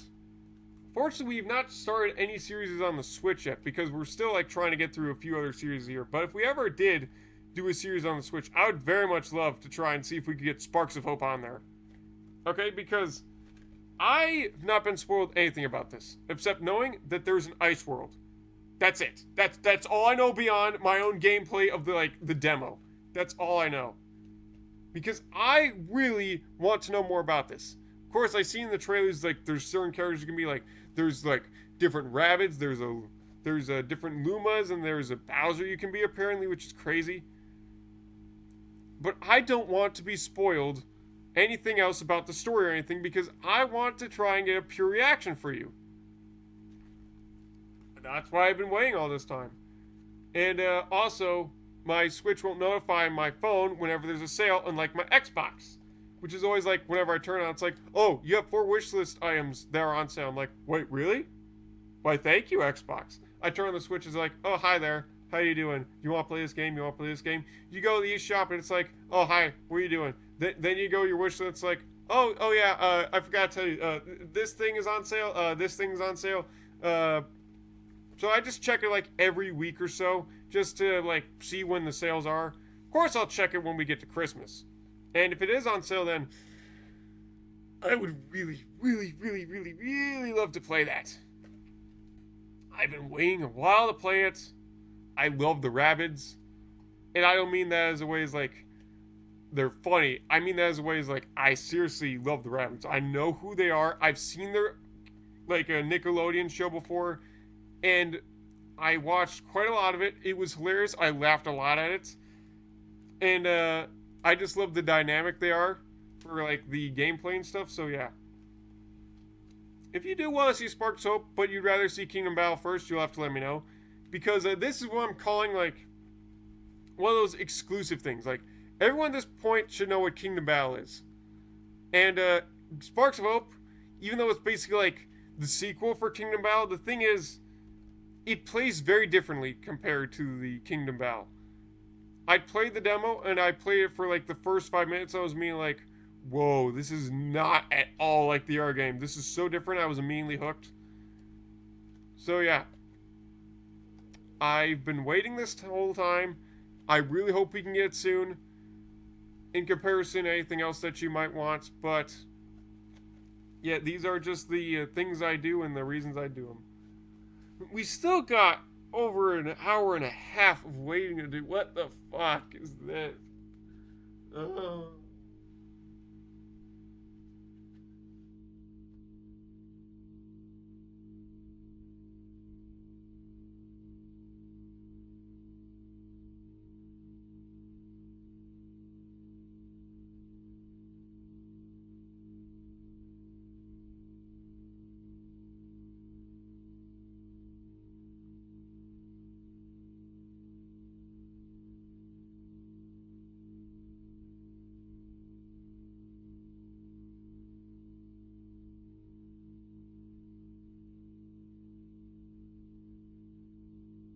You know, funny thing, I didn't even always used to eat these. They used to be Welch's.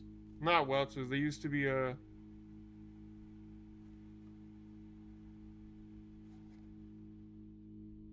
Betty Crocker, I think it was. Yeah, I think it was Betty Crocker. But then I tried these and I'm like, oh, these are way better. And that was only because my dad went to the store that one time and he couldn't even find the ones I wanted. Because I'm a very picky eater, like I said. And it's not only about like the snack I eat, it's the brand. I will only eat a specific type of brand. I'll only eat a specific type of flavor. I will only eat a specific type of portion and size. And like um different company that makes it. And exactly their exact way. So like Kobe Jack cheese sticks, I love them. Then I tried the reduced fat, I love those more. So now I only eat the reduced fat ones. I used to eat a lot of Pringles and stuff, then I tried Lay's, and I thought Lay's were slightly better, so now I eat more Lay's even though I miss Pringles. And then there's always these Cheez-It Snaps, which got released, and then I really enjoyed those, so we get those with a thing of wavy Lay's, and I really do enjoy them. So we just keep getting them every time. I tried dark chocolate Oreos one day. They were better than normal chocolate. I never eat the chocolate again. In fact, whenever I eat them, I'm like, it's not that good anymore. So now I only eat dark chocolate Oreos, and I love dark chocolate. A, it's healthier for you, and B, it just tastes so much better to me. So much better. I think I gotta get the cord soon. My computer's starting to get low. I'll wait a little longer. Yeah, that's just me with certain brands and stuff. Man, I wish I could have set this to be, like, at 2 p.m. But the thing is, this would have been the exact same amount of waiting because of the our time. Ugh. So boring, dude. I'm not going to adjust my clock or anything because I'm afraid that's going to break the system.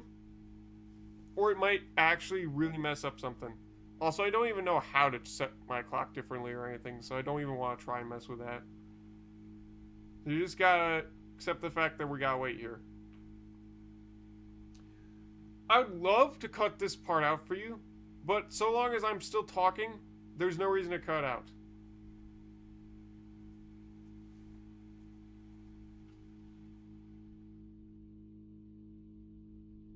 I'm trying to think of, like, something else I can say with, like, a story or something, or, like, a hobby I used to do. Oh, wait, I could do that. I could do hobby.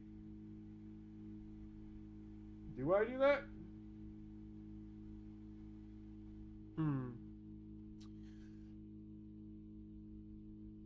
That's one idea. There's another idea over there I could do.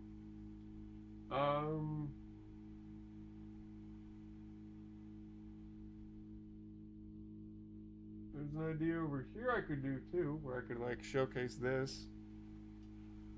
There's a fourth idea where I could do games. Oh, and there's another idea I could do. Let me grab that one.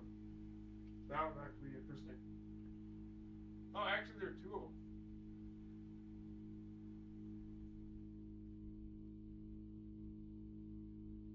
Okay, so a very special thing that happened to me when I was younger is this. 2003. I wasn't even a year old then. I was a baby. I was born 2003. So you're probably asking how I got this. Well, I don't know how it happened. But my parents set up that I got to throw the first pitch at the Lugnuts game. And that's why I'm a Lugnuts fan. In fact, I even have a Lugnuts hat right here. Right underneath my work hat. Go Lugnuts. But yeah, we go to the games sometimes, and yeah, when I was younger, I just threw the first pitch of the game. I don't even remember most of it, but they let me keep this trophy, so that's pretty sick. Definitely keeping this with me forever. This is just one of those things you don't get rid of. Another thing that happened is I used to do Cub Scouts. That was a while ago. And I don't know why we stopped, to be honest. Like, I think it was because we just wouldn't always go. Maybe my dad couldn't pay the tuition, or we just forgot about it. But I mean, I still have the outfit. I still have the book around here somewhere. And I mean, the biggest fun thing we did do there with me and my dad is we would just make these giant paper airplanes, and then we would just throw them, and then we would like study the dynamics of like how they fly and why. And then that got me into like the engineering of different paper airplanes. I would make some with like big wings, some with like flaps on the side, some with like a folded up like nose piece. Yeah, that's just that. My sister also, not too long after I stopped doing it, she did Girl Scouts, and she sold a lot of cookies, so that was fun. And we had boxes and boxes and boxes of bulk in them that they would take up like nearly half the living room space. And how big the living room is? Just imagine this room, but like 2.5 times bigger. If you've seen my whole room. But yeah, that's what happened. And we had to like organize them for all like the members at church who ordered cookies. We of course bought a few boxes of Thin Mints because Thin Mints are great. And has anyone ever tried like Oreo Thins? That's why I call them Thin Mints. Because like the Oreo Thin Mints they have, they're like the same thing except they're just not covered in chocolate. But man, they are still so good. I especially love the fudge covered Oreos. Those are delicious, but they're expensive, so I don't always get them. But even the milk chocolate ones, oh man, just slathered like that, they're so good. I definitely preferred them when they were like all like thin in the middle. Well, not thin, they were mint in the middle, and they were covered in fudge. Those were the best I've ever eaten in my life, man. But they unfortunately don't really sell those anymore. And it's cool to know that like my friend Alex at work, she also like agrees that like the Thin Mints were the same taste as like the Oreo thins that they have at the store that were mint flavored, because those were just delicious. In fact, I think I prefer the Oreos more than like the Thin Mints themselves because they would just like crumble apart too easily. Oh yeah, that's that. Um, there is an interesting story I do have, but I don't think everyone should hear about it.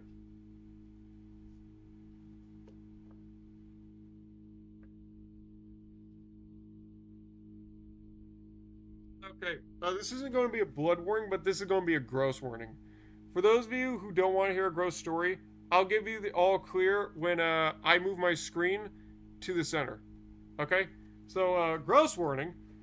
Uh, when I was in, I think, 11th, maybe 10th grade, I had this teacher and we had to do health class. And one of the videos made me want to do a hunger strike because he showcased all the things that get in our food ingredients. And one of those things was bug guts and parts. And it got mixed in flour. And I mean, like, 0.2% of the flour we eat was bug. So, that made me stop a lot because a lot of the stuff I ate was made of flour. Goldfish was made of that. The chips I ate were probably made of that. I even stopped eating the chocolate cookies, and I still don't even eat them nowadays. It's not because of the bug thing. I'm over that now. But it's just because I prefer the Oreos and the cookies. They're just like they're too gooey. They sometimes don't always taste the same. They can be a little hard and not that soft. So it's like, I don't really care for it. I like it when a food's consistent. That makes me always eat it. So like my cheese sticks, they taste a little harder. I'm like, I'm not gonna eat those for a while because it feels like I gotta wait for them to get gooier again. I like them when they were like more softer because then they would just like feel like it almost melts in your mouth and it's just really good that way. But when it's like a hearty cheese, it's just like no, I don't like that at all. That's why I only do the reduced fat ones because the normal Kobe Jack cheese sticks, they're just like they're harder and rougher. But then the reduced fat, it's like more melty, and I just enjoy it that way. But anyway, yeah, I went nearly like 2 full days without eating anything sugar and like flour based. And my parents like they talked to me. They're like, "Oh, that stuff's all in the past and everything. Just get over it." But no, none of that stuff worked. Besides one thing that I thought, and it was probably when I was watching movies and shows. It's not like some like you are what you eat. It was more the fact that it's like, don't judge a book by its cover, or more the fact that it's like, if you enjoy something, you eat it and it's good, then who the fuck cares what it's made of? So I was like, oh well, this might be having this in there, but I don't really care. And yeah, my parents tried harder than that. They were like, well, it doesn't matter. It's just like the Smill bits that was in the past video, and when that didn't work, they're like, well, maybe when you go to sleep, you swallow a bug at night, and that almost made me be like, well, maybe I don't want to go to bed, mommy. But no, it was just the fact that I was just like, oh, I'm being an idiot. If I enjoyed it before, why am I not enjoying it now? It's all in the mind. And even they were very angry that my teacher had to show that to me. They were just like, why the fuck does your teacher have to show this stuff of crap to you? It's just bad for you. So yeah, if you heard all that, yeah, the video was accurate. That stuff could still be there and probably still is now. And it's not the most healthy stuff for you, so that's probably why they encourage you to eat like fruits and vegetables and stuff. But even that's still like slightly contaminated with certain things. But trust me, it's fine, guys. If you enjoy eating it, you shouldn't stop eating it. That's what I learned a while ago. Yeah, that was just like one of the most like disgusting, disturbing things, and that's saying a lot because like nowadays I still don't get that disturbed or anything, so I was like pretty weak, I guess. Like the Black Death, and I saw people getting murdered in real life action, like a history movies. I was like, I got hide under the table. I can't see this. But nowadays I play him and I'm like, oh, just headshot. Just throw a knife right in your face. I gutted that guy like a fish. Dang. Because it's just like, you expect that thing there. So now when I'm looking back to the R movies, I'm like, they're not that bad. I've seen worse.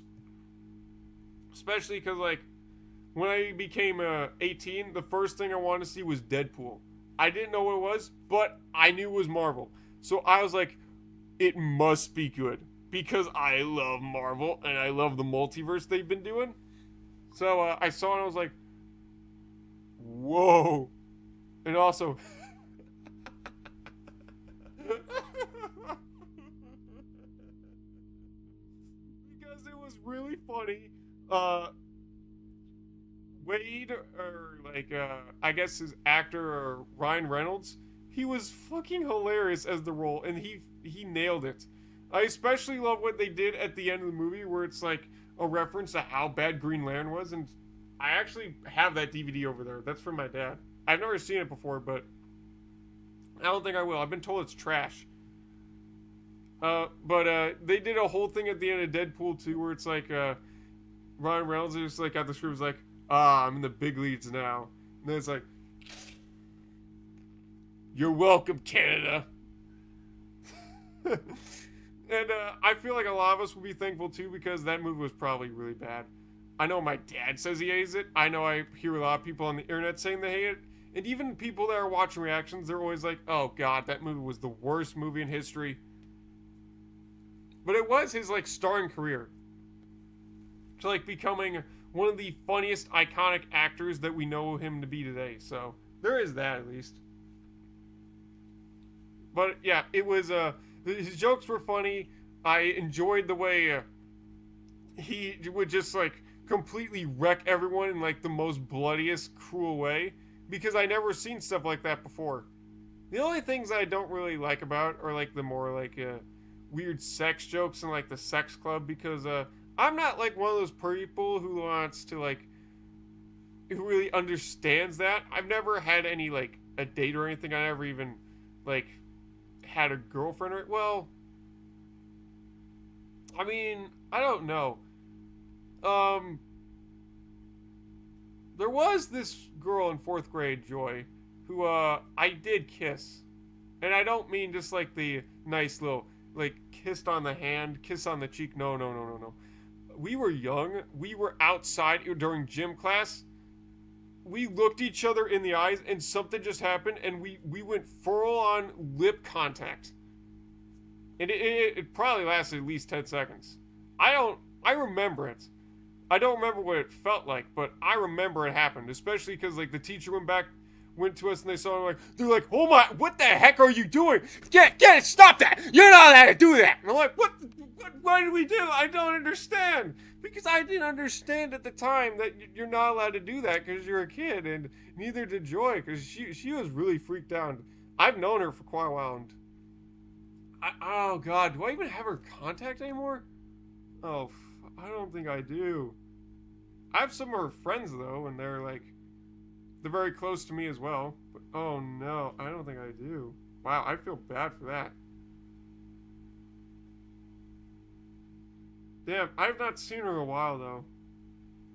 She went to my school. She went to all my like DeWitt's classes and everything, but oh man, I don't have her. That's wow. Maybe in the phone? No. Man, I don't know if I'll ever see her again now. Like, that's sad, because, like, I took her to, like, middle school prom, too. And I met her mom and everything. And we did that when we were younger. And even sometimes we were just look back at her chair and, like, that was awkward. Maybe we should do it again at some point. But it's like, we shouldn't. But sometimes it's like, we just can't help it. I don't know if it was like true love or anything. Like, we didn't understand anything about love. We were just really friendly with each other. I'm sometimes prefer a lot of girls over guys because they seem like really nicer. But then I've seen a lot of like movies and stuff, and I'm like, oh yeah, whenever there's, oh god, screensaver's on. Let me get the plug.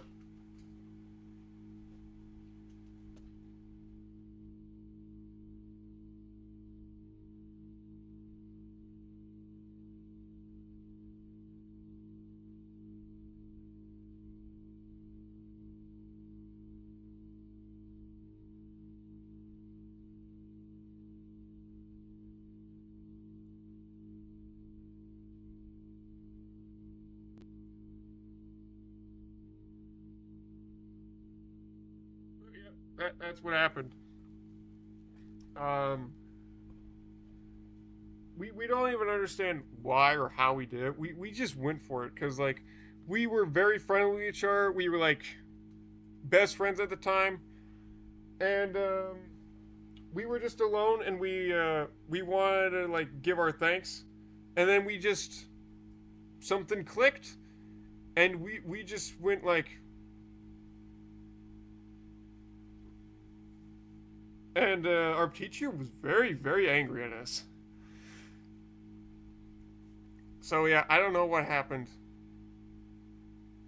I don't know why we did it, but we just did.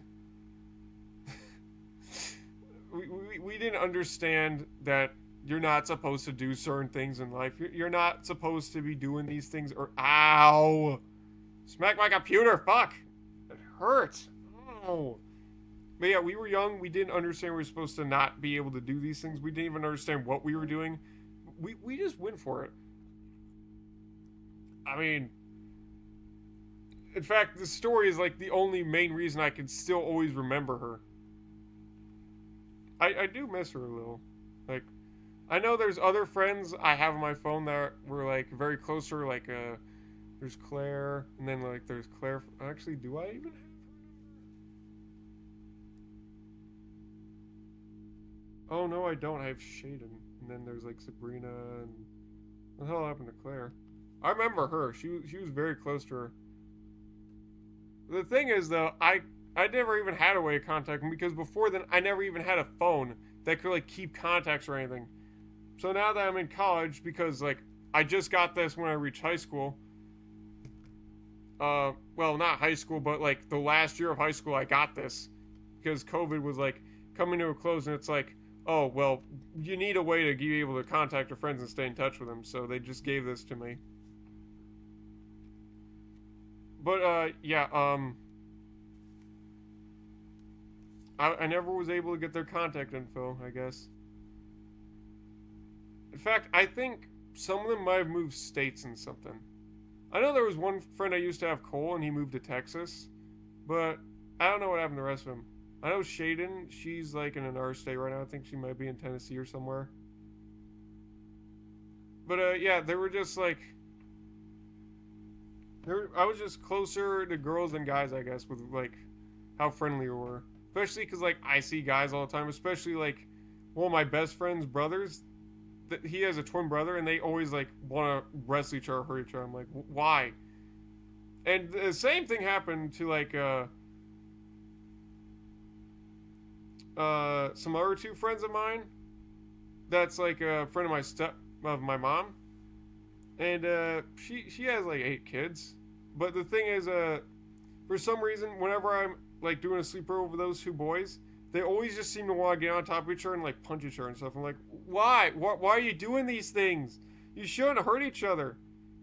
And then when I got around to like high school, I started realizing certain things. Like there's certain interactions with certain people that they did. Like the girls I was close to, they started like really fighting with each other, and then they started like doing some weird thing. They're like, "Oh, hey, which one of us do you like better?" And I was like, "What? I like you equally. I don't understand the question." And now I'm looking back on it, I'm like, were they trying to flirt with me? But before then, I was just like, is this because you want me to be a closer friend of yours? Because I care for you both equally. I'm not ready for relationships yet.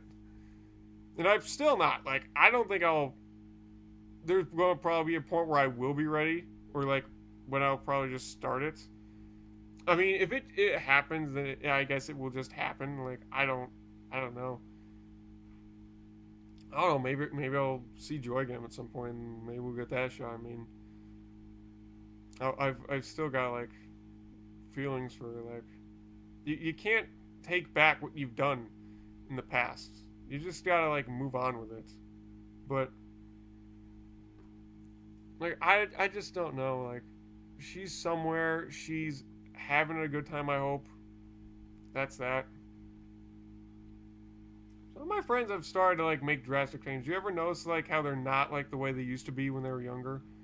Like me especially, I used to be shy. Now I'm like way more out there than I've ever been. But yeah, I'm still like close to them. I still like text them every now and then. But like, I couldn't find their contact info mostly because like I didn't have any classes with them, and well, when I was younger, I also made some stupid stuff. Like, there was this one kid I used to be friends with, Gavin, and he did some like he used to be a bit of a bully, and I used to like take that as like a friendly thing, and then I like kind of did that to Joy, and then I think she used to call me Gavin then because of that. But I don't do that anymore, and I'm still a very nice guy. Like, of course, I'm not like as out there anymore because I'm like, oh, I would not risk my life for stuff like that because like you should value your own life. You shouldn't just like try and risk it. Especially because I'd rather be like the kind of person who would like make someone happy rather than just go out there and be like, all right, get away, there's a bomb. Because that would freak me the fuck out. I'm not Captain America. I'm just the guy who will hold the door for you and sit down, have a chat with you, and be like, it's okay. It's okay. Life's good. You're fine. You're still here. You're good. But yeah, I used to hold the door a lot for people. In fact, I used to do this fun thing where I would put my foot in front of the door, and they would just be like, go right on in. And I would just hold it whenever I see someone walking by. And sometimes I would be there for like a few minutes straight. And that changes once you start getting to the fact where you see other shows and they're like holding the door, but that person's just still there throughout the whole episode. And I'm like, no, I'm not going to be that kind of person. So now it's like I'll hold the door for like a few people, but then if they're not that close, to just like shut it. Or like if security's here, I'm like, sorry, you're on your own.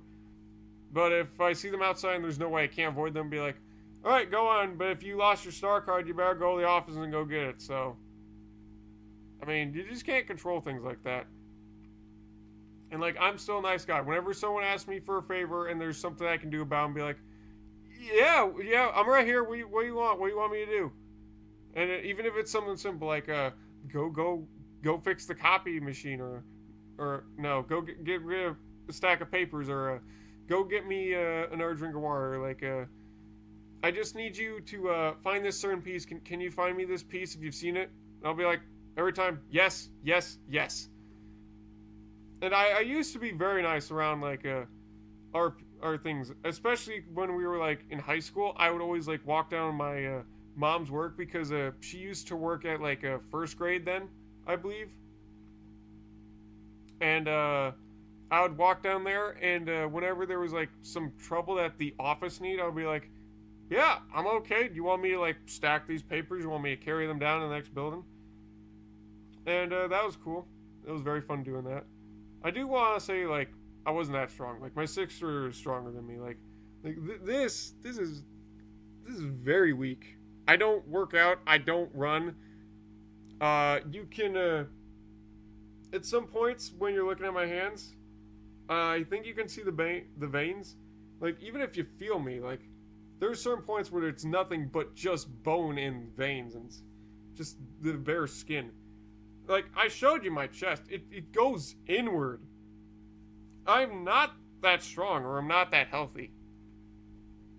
But I'm still here and I'm grateful for that, so that's nice. I don't know if that'll ever change. I don't know if that's a thing I can change at this point. Like I've tried every like so often to be like I'll eat a new food like every day, or I'll try something new like every week, or I'll like eat like a vegetable one time every day for an entire week or like a month. But then I get one day where I'm like I forgot or I didn't do it, or we just move locations or something, and then the next day it's like the same thing where I don't do it again, and then after that I'm like, what was I doing again? And I completely forget the whole routine and I'm back down to my normal basic diets. Especially when I try something like peanut butter, I'm like, eh, nope, nope, nope, nope, nope, nope. There have been like interesting games that I think would be cool to try, like things that would make me try more random foods, or like candies or something like that. Because I have like tried certain other different types of candies, like Sour Patch Kids. I think are like I never tried them before until like a few months ago, because someone was just like, "Hey, I want to share my candy with you," and I was like, "Okay," and I was like, "That's not bad actually." But then I think I gave like the rest to my sister or something, because she's like way more in them than me. So I mean, it's not like I don't get my flavor palette adjusted. It's just like my palette is very, very limited. I mean, maybe I will expand it because of like, I don't know, maybe we'll do like challenges on the video for like certain drinks or like energy drinks or something like that. Because I used to do Gatorade a little, but nowadays it's just like it always is. Water, milk. That's all I drink. All the meat I eat is either like something my family cooks, like fish or steak, bacon. All the potatoes comes out from chips or French fries. I guess I do chicken nuggets every now and then, so that's nice. Oh yeah, I also like chicken and turkey. Those are pretty delicious. All the chocolate I want to eat, it's nothing but either like Hershey's, M&Ms, or like anything dark chocolate that doesn't have nuts in it is just delicious. Because I did eat a candy bar once that had nuts in it. It caught me off guard because I had no idea, and I was immediately like, blech, threw it right in the trash can. One of the worst experiences of trying something new in my life. So that was probably another reason why the peanut bar was just bad, but the taste was just awful to me. I did not enjoy that at all. I mean, I'm not saying it's bad. It's just for me personally, I hate it. But if you like it, then that's cool. You like it. There's Cheez-It Snaps and Goldfish in here I do. Gummy snacks. That's it. That's my entire flavor palette. It's not that big, but it keeps me going. Especially with vitamins. I got multivitamins, I got fiber, and I got melatonin. Because I have a hard time sleeping. I'm a night owl. Especially like, because I still watch stuff on my phone, so I stay up even though I should just go to sleep. And like sometimes I only get like a limited number of sleep. Like whenever I go to classes, I only get like 5, maybe even 4 hours of sleep, min. And then I get up and it's like doing class and stuff. So long as the teacher doesn't start droning off and be like, "Okay, class, we're gonna do this," and it's like 5-minute pause. And then immediately my brain will be like, okay, we can just... I don't snore or anything, though. I don't snore, so, like, no one can tell whenever I'm doing that. But I also just, like, I do it like this. I have my head up, and I just close my eyes, and then...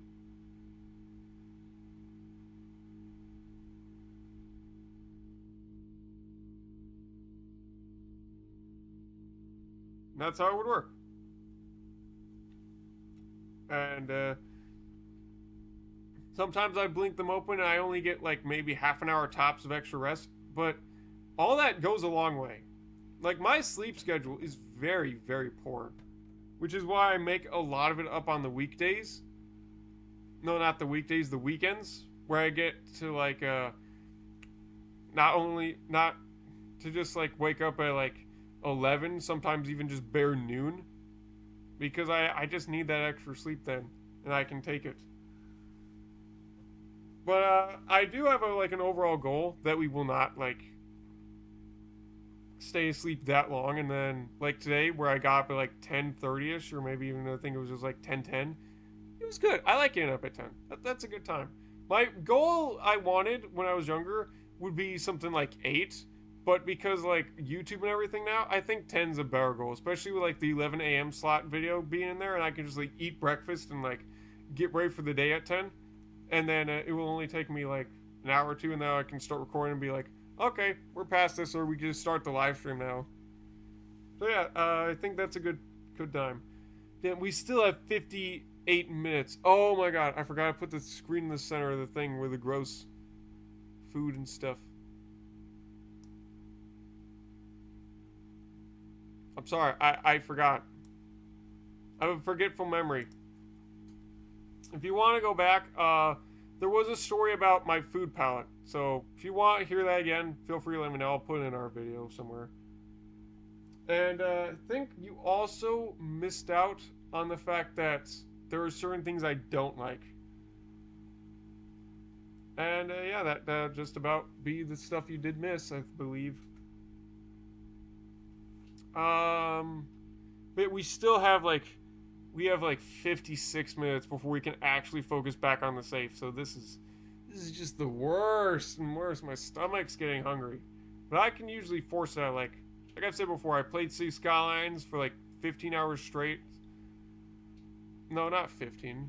Well, maybe it was 13 to 15 hours. It was somewhere around there. And I wouldn't even eat or anything, and then I get up, I'm like, all right, time for breakfast and dinner and lunch. And then it's like 1 hour from bed. I'm like, oh, can I stay up late, please? Please. Please. And it'd just be like, well, I guess you can, but you need to get to bed and you shouldn't do these sort of things. So yeah, there's that.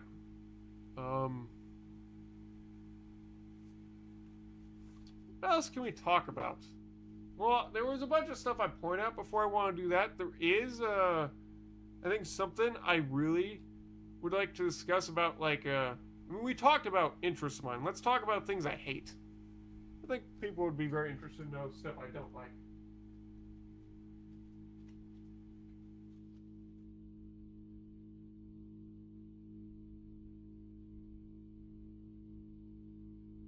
Okay. Let's start with probably one of the number one things, and this has been something that's stayed with me since I've started going to church and I've seen VeggieTales. Yeah, I saw a lot of VeggieTales. In fact, I have quite a few around here somewhere. But let's start with the number one thing, especially because it's like very simplified into a rule. The truth will set you free. So what that means is I don't lie. I can't stand lying. I can't stand hiding anything from anyone. It gets me nervous. It gets me really big anxiety. It gets me feeling like, oh, what is wrong with me? Why am I doing these things? Of course, it did be also a point where it's like, if it's a surprise, it's fine. But for me, it was like, no, it's never okay to do that. But for me nowadays, it's like, well, I mean, maybe, but it's still like gonna feel a little bad because they gotta be like, shh. But yeah, I've always been a very truthful, very honest guy. Even if I did like tell a lie or something, I would always like blab it out the next day. And like, there's nothing like they don't really, my parents don't know about, except maybe when I'm like properly getting sleep and stuff. But I always make sure I like get what I need to get out. I don't need that much sleep. That's just me. I'm a very awake person. That's why I take melatonin, and it is stronger and it is making me like more tired on the side and stuff. So that's good.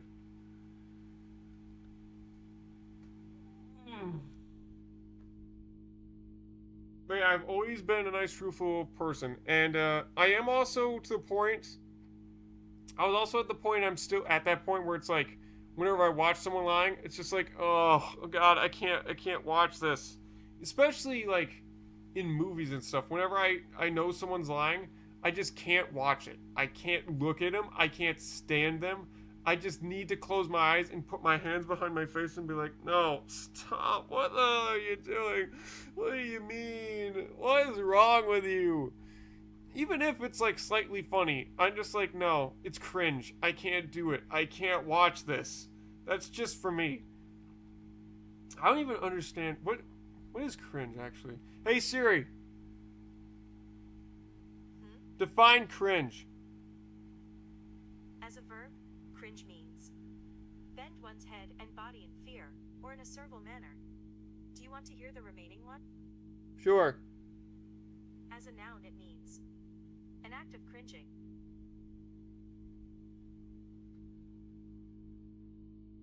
Awkwardness. Thank you, Siri. Okay, so it's awkwardness. Yeah, that is definitely for me cringe. That is the only cringe for me actually. It's just like I can't watch that. It's too much.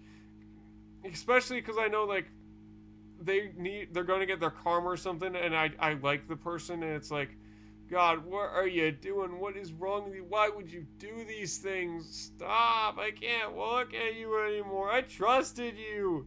It really does feel like that. I mean, I've gotten slightly better on certain shows because I've already seen it before. It's just like I already expect the theme of it before.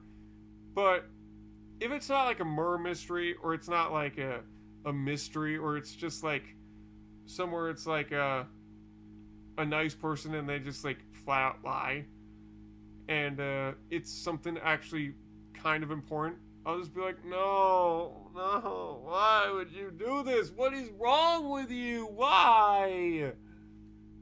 Because I just can't lie. I've been very honest. I've been very open.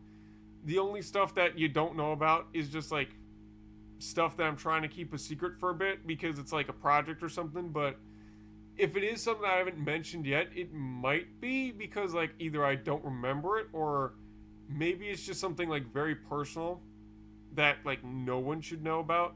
You know, like passwords or like secret design ideas and stuff like that. Like no one should know about that but me, you know. Yeah, I've always just been very honest, very open to that sort of thing. There used to be certain cases in which I would hide things, like I got into the idea of costumes and stuff because I think it was like transformation scenes I was like really into. And I just saw this one YouTuber one day, and they were just like put on this raptor suit, and then there was like these other few videos of things similar to it. And I spent like the whole day. My parents were like, "What are you not telling us about?" I'm like, "No, it's just embarrassing." Because I used to like when they were gone, like dress up in certain things and stuff because I liked the way it looked, and it felt like I was a different person in something. So I don't know, maybe I'll get stuff like that one day, but the way I like it is like it needs to be realistic, because if it looks like, it just looks like you can still see the person there, or it's just like putting a bag over their head, it's not enough for me. I want the full embrace. I want the full flow of it. I want the full out control of the thing where it's like you can actually not understand who they are anymore. Oh yeah, I guess I didn't also like finish that thing with Rhina Rhina Rhina Rhinason San, you know, Rhina Chan? Yeah, Chan, that's it. It was like Jackie Chan, you know? Okay, I've studied Japanese before. I know like how you can pronounce like their characteristics in language and stuff. Well, no, I can't like speak it too much. Like I can do certain things like konnichiwa, or like arigatou gozaimasu, but I don't know like too much more advanced stuff than that. But anyway, the thing was with that character, I thought it was cool that they had like that mask and they could like show your emotions, because that felt like a way to me where I used to like I couldn't show my emotions or like I was very not expressive. And at least they were like very like out there and they would like do that thing with their face. Like if I did that, I would feel like very embarrassed. Like I couldn't perform in front of people and stuff. But the fact that they do that, I'm like, oh my god, that's cool. You're pushing through your fear. I respect that. That's good shit right there.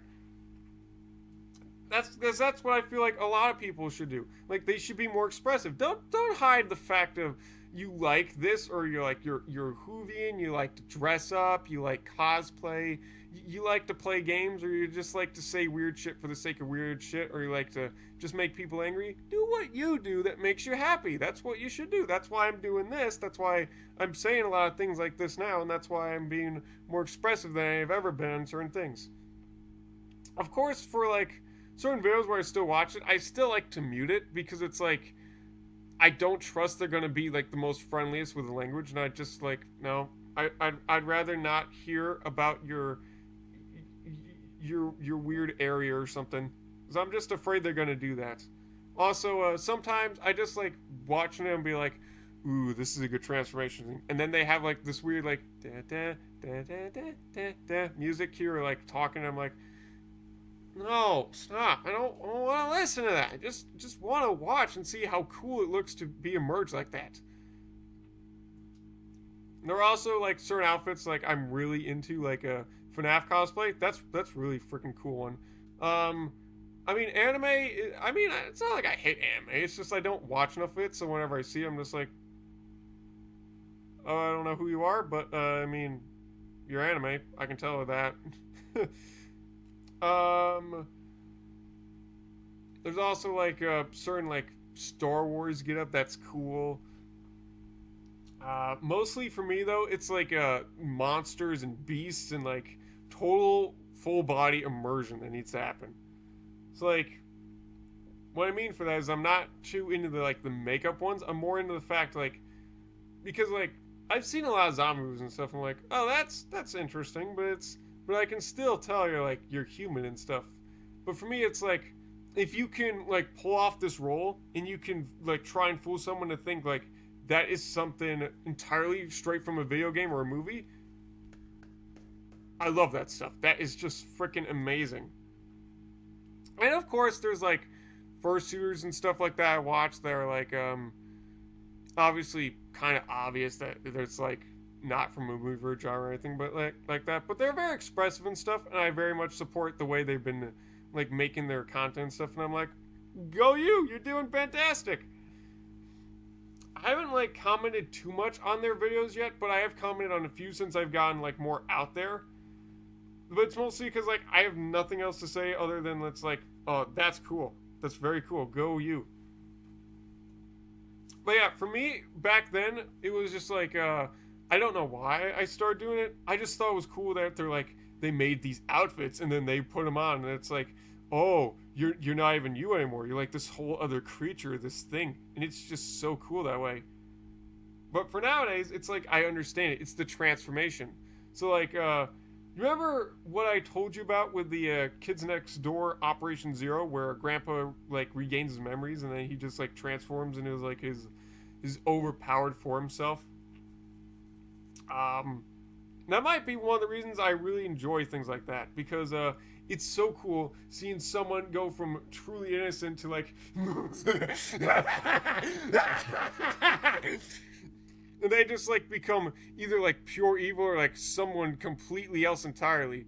And I especially like the way they like do certain things like that, like in the certain scenes like the Siren. I've not seen much of it, but I've seen this like certain things where they like get in the water and then their skin becomes purple and they get like these fangs and then they get like these little claws on their hand and then they get like these little scales on their body. And it's like, oh my god, that's dope. Even the sound effects were just like just going off the back and it's just like emerging and there's blood everywhere and you can just like you can totally tell the transformation from like human to this monster. In fact, that might have also been like one of the reasons I really enjoyed Spider-Man 3 because one of those scenes with Venom In fact, it haunted me as a child, especially like the Sandman scene where he turned into that. But nowadays, it's like, wow, that is really cool because they're just like completely turning this whole new entity. And especially, there's been a lot of people commenting, and I say it myself too, like the scene where Peter, he's in the symbiote suit, he's ringing the bell, and then Eddie just comes down, he's like, Parker. And then it just gets on, he's like, and then it gets on, and it's like, and then it just keeps like getting all around him, and then he gets grabbed by it, and then it goes in his mouth, it's like,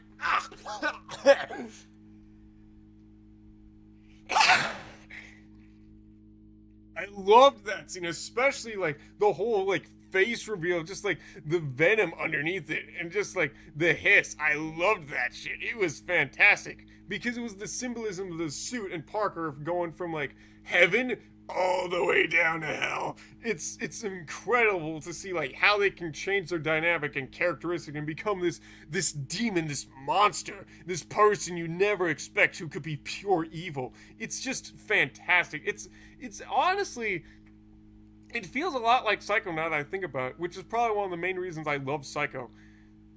Because especially at the end where they explained it, it's like he had to become his mother. I love scenes like that. It's just like you're this one person that you can pull out this other act and you can become this whole new person.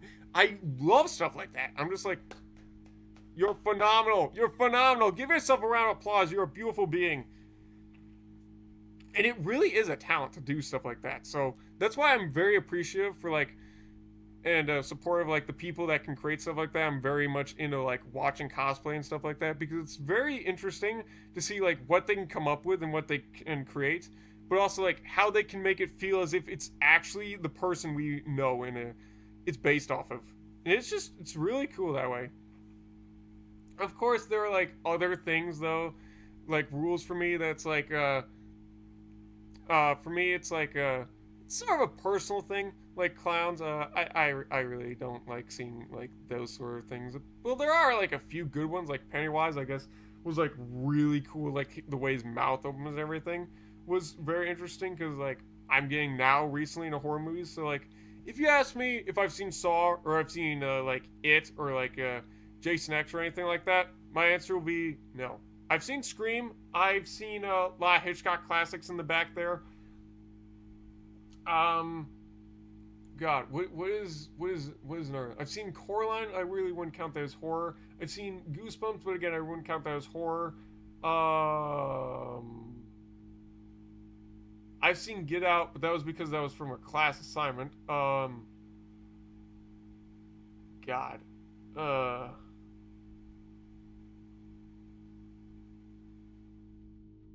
trying to think here. Oh, Chucky, Chucky. Oh my God, I seen Chucky because my sister loved it, and then she made me saw it, and I was like, this is good. It's good. Uh, but before, hold on. Yeah, that's right. Someone liked my comment. I said, why join for pizza? Heroes stand for truth and justice. That's why I hate Teen Titans Go and I love Teen Titans. Because they just like completely dishonored the whole track of what makes a hero a hero. And they're just like a joke. In fact, even half the time in like the movies and stuff, they're like, you ruined my childhood. I'm like, that's me right there. You did ruin my childhood. Especially because like I saw your younger versions of you from the original Teen Titans. And I have that collection back there and it was worth every penny. I watch it like every once in a while and I gotta sit through like the whole whole day of like 14 hours no breaks, then our 10 hours tomorrow no breaks, and then I finish it and it's like, what a journey. I wish you didn't end down season 5 because that was a huge massive cliffhanger, but at least we got a movie out of it in the end, which was very cool. But yeah, I don't know why it wasn't doing that well. A lot of people really like it, but it gotta be that baby boomers. Like when Teen Titans Go got on there and they decided to do it, the kids just really enjoy, especially the younger ones. And it was just nothing but stupid jokes and like bad humor, and they just really enjoy it. I mean, sure, there's some good jokes in there, but the thing that's really stopped me from laughing about is because, like, I'm not one who likes immature humor. I'm more the dad jokes guy, like The Simpsons humor, where it's more like dark humor. But you put like bad humor and you mix it in with these heroes that are like, what are you doing singing a song when you should be taking down this criminal, you fucking idiot? And then they just walk away or they release them, and I'm like, what the hell is wrong with you? Because that's not what they should be doing. Like, it makes no sense. Because I'm one who like really sticks to principles, and that's one of the reasons I stopped watching Tom and Jerry a while ago. Because I discovered the fact that it's like Jerry's the villain, and Tom is practically like the guy who deserves to win, but he never does. I'll respond to that later. And the thing is, I would always be like, yay, go Jerry, you hurt Tom and stuff. But then I watch and it's like, why is Jerry always causing the problem? Tom just laying down, he's taking a nap, and then Jerry's like, chase me, you idiot. He rolls a bowling ball right in his head, and then Tom's like, ow, oh, you're gonna get it now, you little shit. And I always see Jerry when I'm like, what the fuck? That's so mean. That's so evil. What is wrong with you? You've abused this poor cat. And all he wants to do is take his nap and just rest in peace. No wonder he wants to fucking murder you. You keep trying to attack him. Leave him alone. There's even been, I mean, probably like, I know there's been little episodes and stuff where he's like betrayed Jerry and stuff, and they like had a friendship. But the thing is, there are certain things you need to look out for. Like one, he's a cat and that's a mouse. So it's just the obvious dynamic of what people expect. He probably doesn't mean to be mean on purpose. He's just trying to like survive. And also, there was this whole entire series where he was a cop and Jerry was literally the robber, and they were on the moon. Everyone who's seen the show should remember that. And I think they nailed it because yeah, if he's the cop, which means he's the good guy. So obviously we should want to support him, but we don't. Why are we supporting the robber? That's just my thing with it. I mean, sure, you could say things like that with Bugs Bunny, but come on, Bugs is hilarious. He makes a fool out of them, and let's be honest, he's not evil. He's just having a good laugh. So no, I cannot say anything without Bugs, especially with the new Looney Tunes cartoons and everything, wherever they think he's the bad guy. He's just the good guy, and he tries to stop the villain. So yeah, that's just that. That's why I stopped watching it. I'm a guy who likes to do principles, and I despise it when they try to do remakes and stuff. That's why I don't always trust them. Like, no, don't remake the show, please. Just keep going the way it was. It's good now. It's good. Just keep going with it, please. But yeah, that's that. Oh god, what was I on the train of thought of? Principles, that, like, it's about Teen Titans Go being awful, because that's true, at least to me. I mean, I'm sure a lot of you probably enjoy it, but, I mean, there's also a lot of you who probably really hate it too, so, you can understand that. Horror movies, oh yeah. So, I got into that because of my dad. I came downstairs one day, I saw him watching Scream 6, the ending. I'm like, how did they get here? What happened? I need to know. Because for me, I always want to watch things in chronological order so I can understand the train of thought and the story of what happened. So when you get to the cliffhanger and it's like, whoa, how did this happen? What's going on? No, don't end like this. No! So that was like one of the reasons I got the Teen Titans collection over there. Because like they would only air like certain episodes and I was like, what happens in the end? I must know. And then, yeah, I saw that, and I was like, oh, it's Scream? Then I looked up Scream. It turns out it was a series, so I looked up reactions for the first movie, and I was like, this is actually pretty good, and it's actually pretty funny. And I liked the metaphors they did for it, and, like, the way they would make, like, their little Stab series in it, and I thought it was hilarious. So then I became, like, a fan of Stab. Not Stab, Scream. And then, I got this little list of, like, horror movies and stuff I need to watch now, because I'm not... like, I mean, it's not like I don't like horror. It's just like I wasn't old enough before to watch it, but now I am. So anything you can get me into that you think is good, you should try to do that. But yeah, that's I mean that's a little upsetting for me because we used to watch Five Nights at Freddy's since we were like teenagers, and since it ever got released, no joke. So yeah, it was like um kind of upsetting the fact like I didn't decide like the movies were good yet. In fact, like half the time I would just like push them out of the way because I'm like, it's just a guy with a knife who stabs people. Who cares? Just run away. And then I saw movies like Scream, and I was like, oh, they're mentioning it, but they're actually avoiding it. That's actually really funny, and that's actually very clever. And then Chucky, he was fucking hilarious. So I just had to keep watching him. Also, the kills were just like, holy crap, that's incredible. It was so gory and so like masterfully crafted of the, like the character and stuff, and even the opening credits were fantastic. So yeah, that's just that. Da, da, da, da, da. Yeah, I never really watched too many horror movies because like I was never allowed to yet, and now that I understand it, I'm like into it. But anyway, things I hate. I hate it usually when like clowns are like the thing of horror because for me, I've actually know clowns. I've seen them before. They came to church before. I'm like, oh, you're not scary. You're actually very nice and sweet. So the fact that they're doing it, I'm like, why? Why? Why? I don't understand why they did it. I mean, don't get me wrong. I love Joker. I love the Harley Quinn arc and everything they do for that. And I get like they're like clown themed and stuff. But the thing is, it's their character I appreciate a lot more than like the fact that they're like putting it off from that.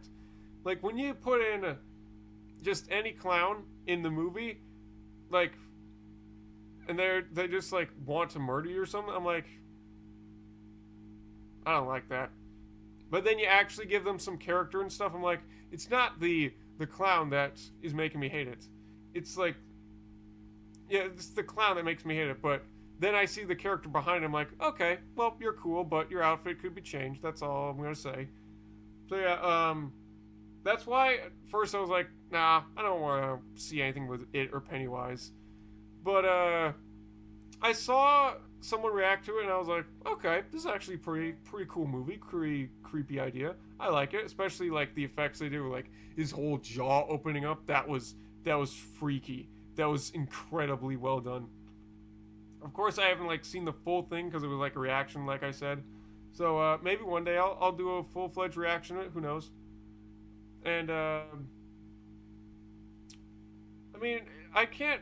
There is another thing though with that rule for me, and it's like I can't watch people like getting dressed up in like those kinds of outfits because then it's like it's just weird. It's not scary, and it's just like nah, no thank you. I mean, I respect your character and your creepiness and what you stand for, but your out attire and everything, no. Can we just like move on to something else? But I mean, there are like certain rule breakers, like Circus Baby. She's awesome. She's got that little claw on her chest. She's got that whole like she's Elizabeth type vibe to it. So for me now that they move on to this character, I think it's Jackie. It's like, you did Circus Baby, you did Scrap Baby. Why did we need another clown? I mean, don't get me wrong. I think it's cool that it's like a mixture between Circus Baby and like it's not the puppet. Don't ever call it the puppet. It's marionettes. Okay, I know the name. And it's like a mixture between the two, and it comes out of the box, and then it can like get off the spring, and then like it can crawl around and stuff. And I think that's really cool. But just the effect of the attire and that it feels very similar to them is getting me to the point. It's like Five Nights at Freddy's might be starting to run out of some ideas. FNAF creators, what are you doing over there? Come on. Come on, God, what is his name? Oh God, I remember his name. I do. You know the creator, Scott Cawthon. That's it. That's his name. I nearly forgot his name. I can't believe that. I'm so upset. I nearly forgot that. But yeah, I thought he's been making some really good creations. His some really creepy ideas and a really great story, and then the games were just getting way better. And once they got to like Pizza Simulator, that was the point where I was like, okay, I'll start playing these. Because like before, it's like you're in a room, you press buttons, you do stuff like this. You gotta be really stealthy and quiet. And I never understood why that was so popular. But now, playing something like when I did Ultimate Custom Night, I actually at first understood it. But the thing is, we're not going to continue that until you want me to do all of them. Because A, I think that would be a good experience, and it would get me a lot more of the skills required to be able to do it. And B, it's just very stressful, and I'd rather relieve the stress by playing the other games first. My biggest fear is going to be number 4, because I know you have to really listen on that one. But I'll do it, as long as you want me to do it. Oh yeah, that's that. But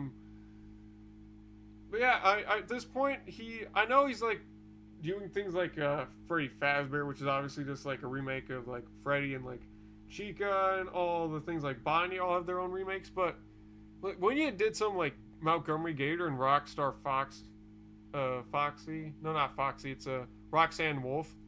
I was like, oh wow, these are cool, these are new, that's awesome. Glitch Trap being like the Spring Trap like nephew or something. I don't understand the full story, to be honest, but I understand enough about it. It was good. I loved the Vanny. I just wish people could make like a more accurate version of it, like a few that I've seen been able to do it. Because I've seen a lot with like either like they do it where it's like based off of the original suit from like when she just had like the mask that had like the brown face on it, or it's just only that mask, or it's like it's just like a full-fledged normal Vanny without like any of the rips or like the interesting glove pattern or anything. It's like, can you just do it based off of one genre? Why do you have to mix it up? It's so weird. I mean, maybe they do it for like other things like Foxy and like Springtrap and stuff, but I can't tell it then. But when I can just like, I can see it, I'm like that true like stickler's like, that's not the right thing from that movie. Nope. What are you doing? What do you think are you doing? What's wrong with you? And that's just me. I'm a bit of a stickler like that with that attire. But I still think it's really cool how people have been able to do it. But some of them are just like, they're not that good. That's why I like the more like realistic type looks for them. And yeah, that's that.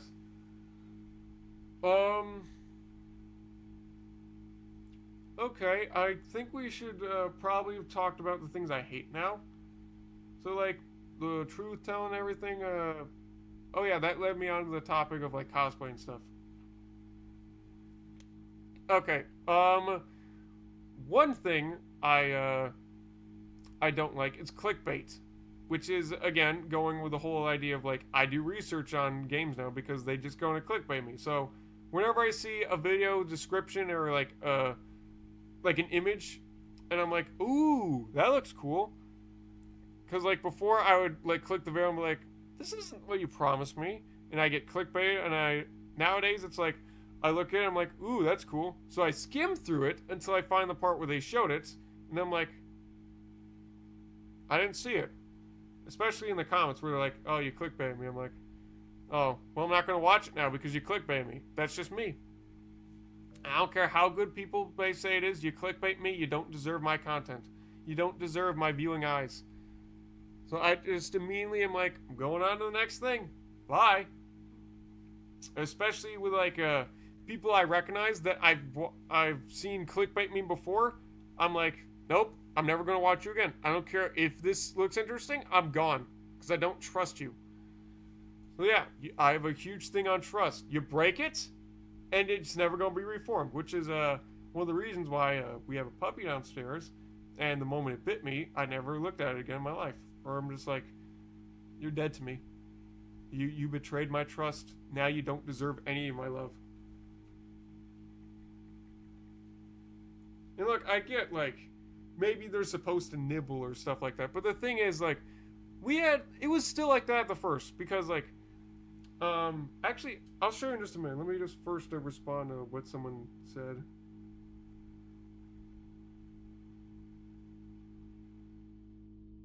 Why don't you eat it? Never tried it. Someone was asking on one of my comments, why don't you eat pizza? I never tried it. Okay? Maybe my mom and dad made a special pizza there was bacon on it, and I ate it once, but it was only the bacon that I really remember enjoying. Anyway, let me get something really special. It holds a really big place in my heart. So before we got, I think the dog's Cash, the little puppy downstairs. I highly doubt we'll ever put him on a video or anything.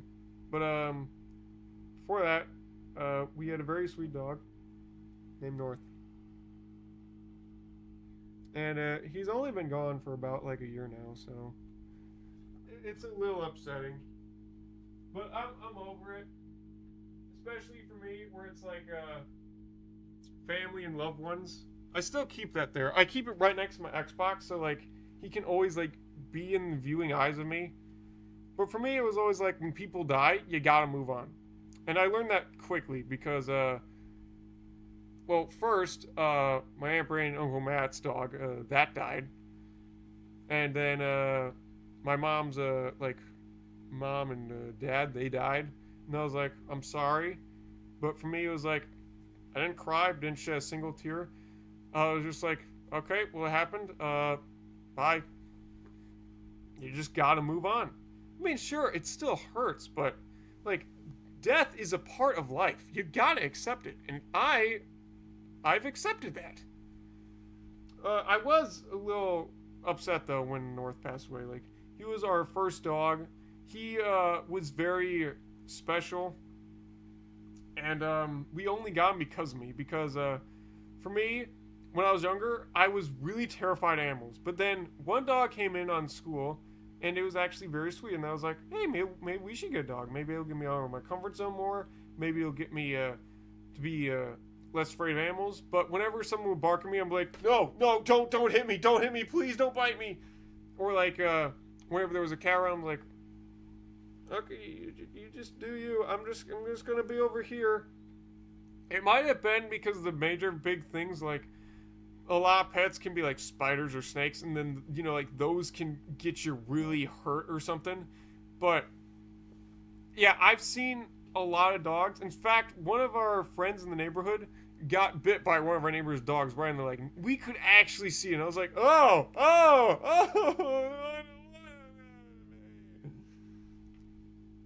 It was awful. It was.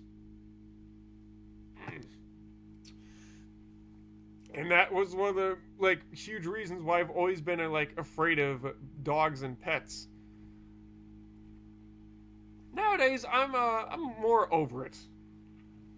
So whenever a dog's around or anything, I'm just like okay, that's fine. Just make sure he's not jumping on me. Just make sure he's not gonna do anything that would injure me. Just let him be him.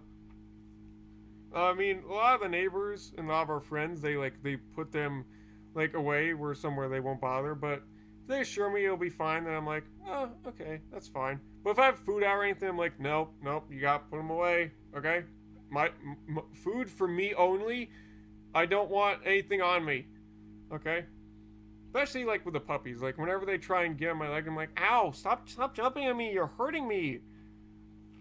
And especially like the way they just always want to like come up and lick your face. I'm like, no, this is my personal bubble. You leave me alone.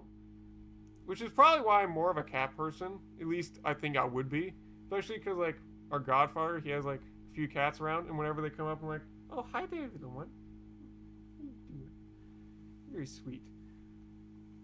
I never like really pick them up or anything. I just like let them come by, let them pet, and I like the fact that they. I mean, it's a little upsetting that they run away, but it makes me a lot more comfortable than just like something that's like very hyper, just going around and going like yip yip yip yip yip. I'm like, stop, quiet, you're hurting my ears. So yeah, that was what Cash was when we first got him, and I didn't even go to pick him up because I was like, nope, nope, I refuse. Like I get the whole idea of someone dies and in marriage and stuff, and then you can go on to the next person to marry. That's fine, but for me, pet replacement, it's a lot deeper than that, especially because like I was trying to say, North, we got him, and it's not exactly what you think it was. It wasn't like oh, he was the first choice. No, he was like the last pick, especially because like he already came out once, and it's like he barked at me. He really scared me. He made me lock the car. He made me get in the car and just hide behind it. And I was like, no, I don't think this is a good idea. And I think I was like around 8 to 7. No, it might have been at least like 10, maybe even mid-teenage, uh, right before teenager. And yeah, we went through all of them, and then right before we left, I'm like, well, maybe we should give North one more try because I don't know. They said he's like maybe he'll be calmer now. He comes out, he doesn't bark, and he's like way more sensitive. And then like I get to him, and he's like a little shy, and I'm like, you're a little like me, and I really like that. So if I ever got a dog, it would be like more skittish and shy. And I mean, sure he barked, but it was only like when someone came over. There was like a intruder at the door, and it's like, oh well, that's fine. And someone new came up. He's like, no, and he goes up the stairs. But after like an hour or so of you being around, he's like, oh hi there, friend. So yeah, it was very sweet. He even did that to us, like whenever we left him with the vet or something for a few days or like a whole week. And then he comes back to us and we're like, oh, you're a little different. And then he's like, oh, I don't remember you. This is very uncomfortable for me. Yeah, I was very close to him. There were a few things now I regret, like not letting him come in my room anymore. Because when I was younger, I used to read to him, or like not letting him in my room anymore when I got older. Because it's like that's where I kept my food, that's where I kept my Legos, that's where I kept all my stuff that could easily be chewed on. So I was be like, no, get out, get out. But now it's like I regret spacing myself from him because he's gone now, and I wish if I knew, if I would have known he would be like gone so soon before, I would have spent more time with him. And now he's gone, and I regret that. And it was not my idea to get a new one. It was their idea. They forced it onto me. They're like, we want a puppy. I'm like, no, I'm not ready. I am not ready. I'll never be ready. I'm like, that's too stinking bad. We're getting a puppy and you're gonna like it. And I'm like, no. First few days, and I was like, nope, not even gonna try it. Then a day after that, I was like, okay, you're a little cute, you're a little nice. Then we go up to the lake, and Mom's like, okay, you need to get him so we can put him on his leash. And then I try to get him, and he bites me like, ow, ow. I don't know if I can still see at this point.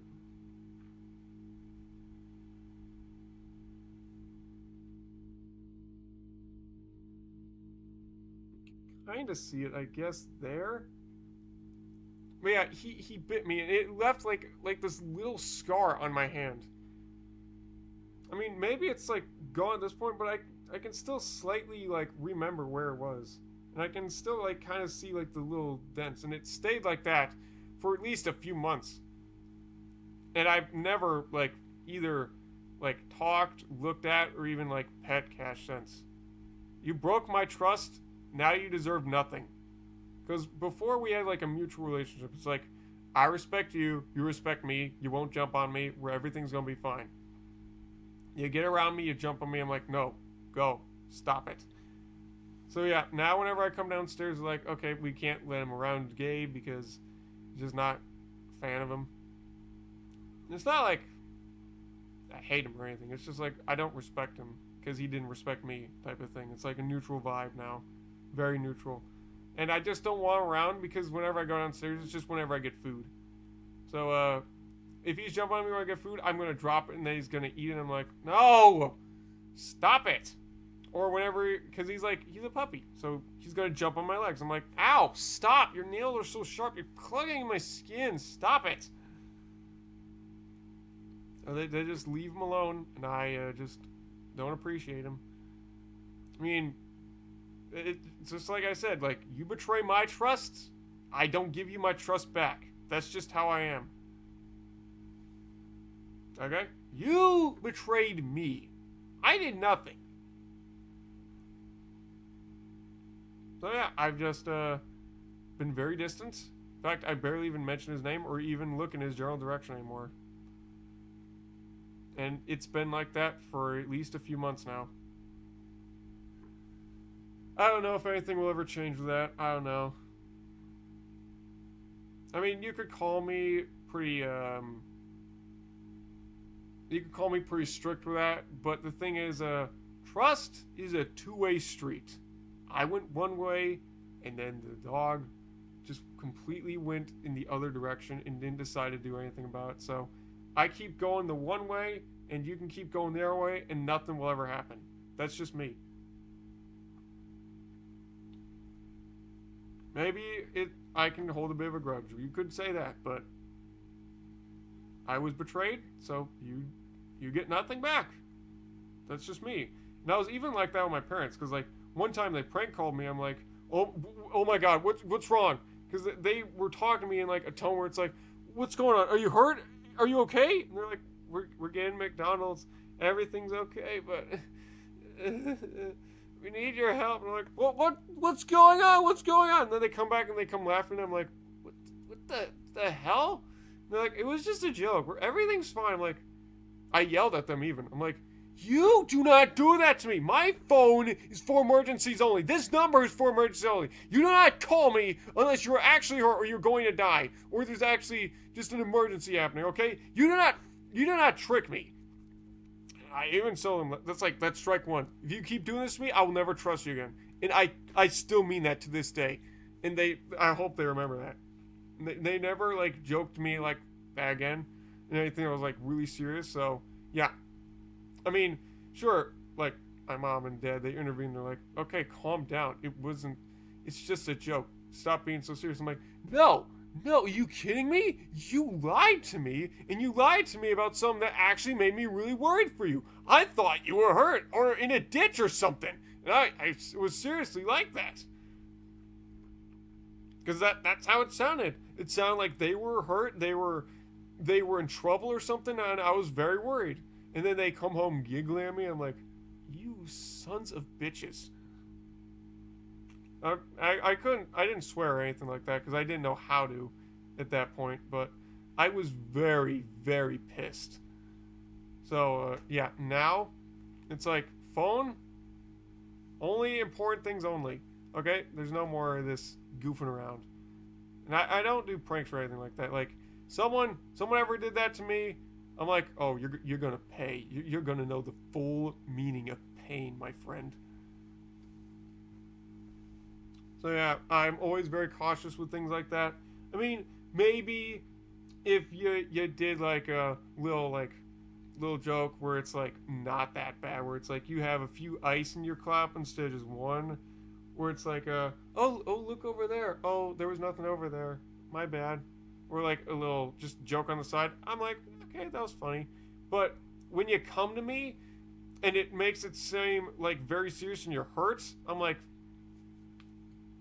I'm very disappointed in you. How can I ever trust you again? And no, I'm not kidding. It was flat out. I said that to my dad, my actual father who raised me and everything. I said that to him. Because he betrayed me, okay? I trusted that he was hurt. And he comes home and he's like, it was just a joke. I'm like, no, that was not acceptable. That was not okay. Don't ever do it again, or else I will never trust you again. That's just me. Trust is a two-way street. You don't follow it, I'm not going to follow you.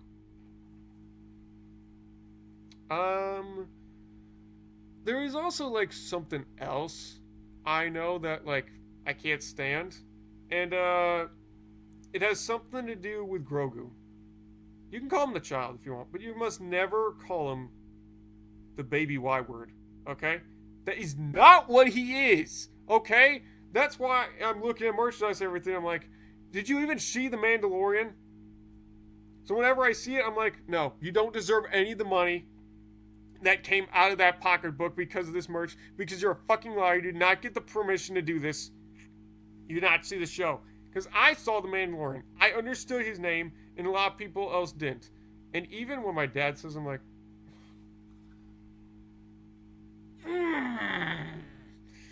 he's not called that. He's called Grogu.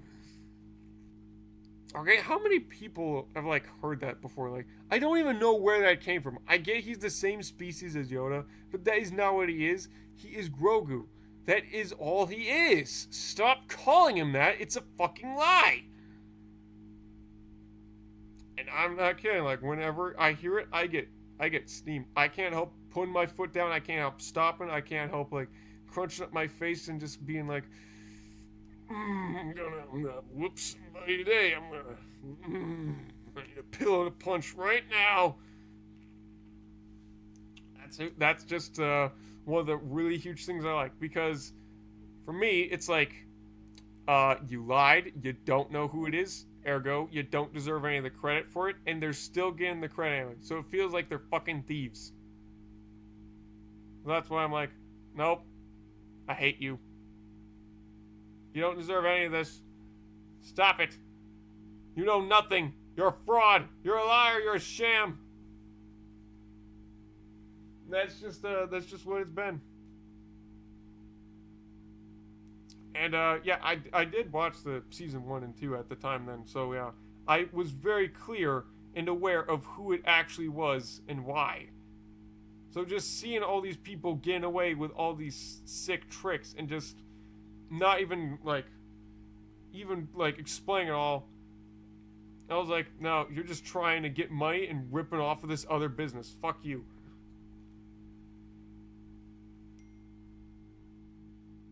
Oh, okay. She was just telling me the guy wanted to call. Alright. Yeah, that's just that.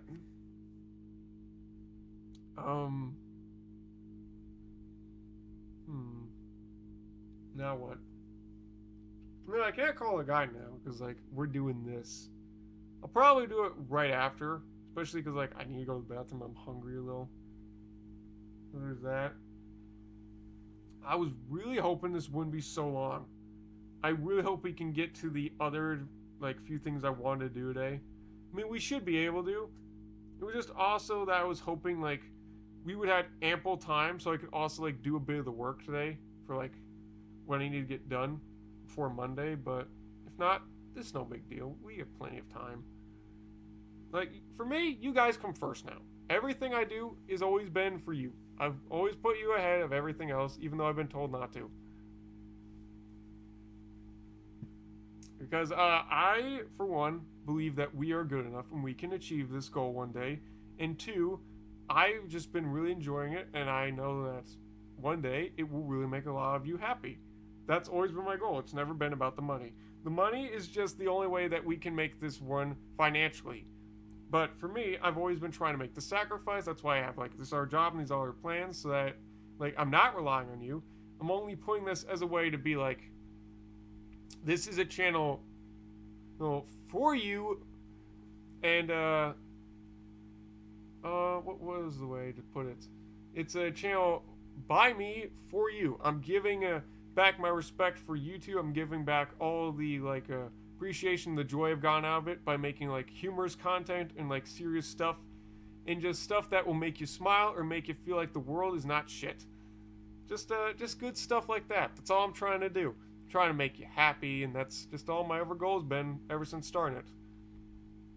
I'm trying to be more like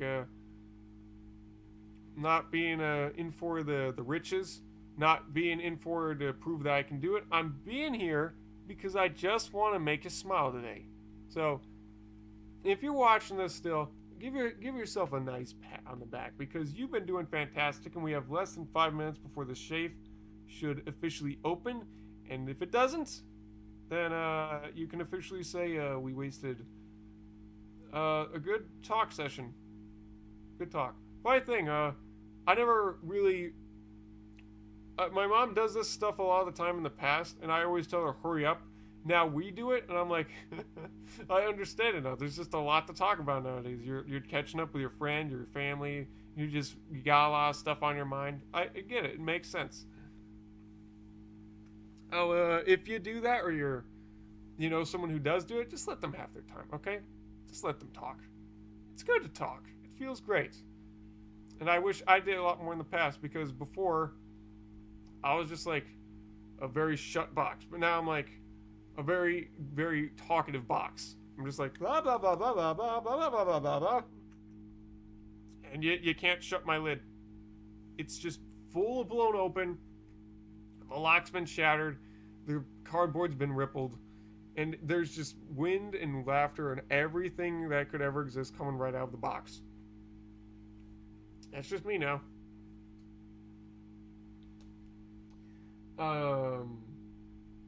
There were a bunch of movies and stuff I want to talk about too, but I don't think we have the time for that. I'm trying to think of anything else I hate or something. Negativity, I guess, is one thing I hate. If you come to me and you're like, your channel's stupid, you're stupid, go die in a hole. I'm like, well, that's your opinion. I'm sorry you feel that way, but I'm not going to stop because I enjoy what I'm doing. Or the other day, someone's like, get out of here. We don't need you plugging your channel. I'm like, I'm sorry. I didn't mean to upset you. I was just trying to get the word out because, we need to get our count up if we want this channel to, be a huge long-term goal. And I really do, because I know you guys have been enjoying it, and I've been enjoying it a lot. I've not enjoyed anything more in my entire life than, talking and, playing games and just, making all these little fun side projects and stuff and planning all this stuff out. It's been a lot of fun. And it's also been a lot of hard work, but it's been worth it every step of the way. So, if you're still here, thank you so much for everything you've done. And we have not too much longer before this thing is going to open. That's awesome. Alright, when it gets to a 2:59, I'm going to put it big screen it. That way everyone will know that it's about to open. And then we can just view it opening. I'm very excited to see what's in this safe. And remember, if this does not open today, then hopefully we'll set a good timestamp so it will be open tomorrow. Because after all, it did say it was going to stay open for 4 hours. It just needs to be set at a timestamp. Okay. 1 minute away. Okay, everybody, the safe is about to open. I am about to put the screen back to... Oh, fuck. What the... My internet went off. Why? Why? It's back. My box wasn't even at a low battery. Okay, enough of that. Enough. We need to screen it back. Okay, the safe is about to open. Are you ready? Here we go.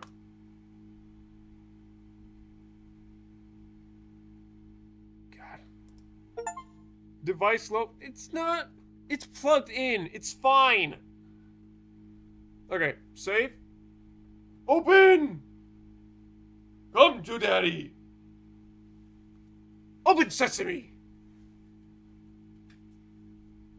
The power propels you to open.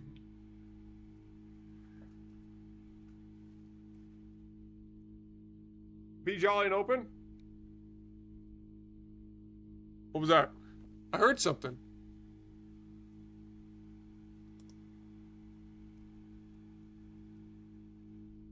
Thought I heard something.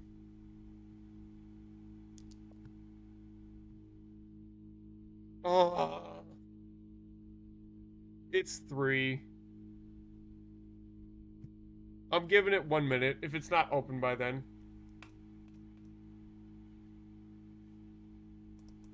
Then we're done.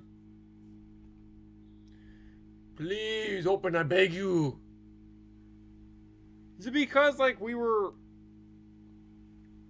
Because what I did, I was in the Windows par section, and I was just what is it?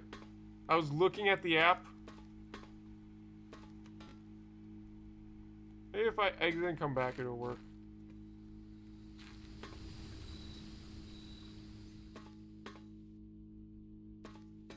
I was just like looking to see how my face cam looked and everything while I was talking to you. What? Why? How? Explain.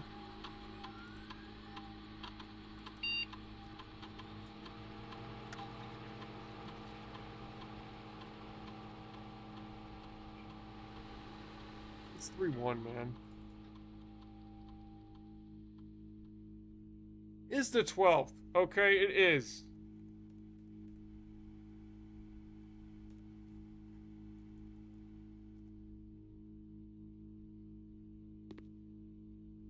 Alright. You know, that's great. Well, at least you've been hearing a little bit about me. So the title of this video will be like, we waited for 2 hours for a safe to open, and this is what happened. Something like that, I don't know. December 13. Awesome. We will open it at no, 1 p.m. There.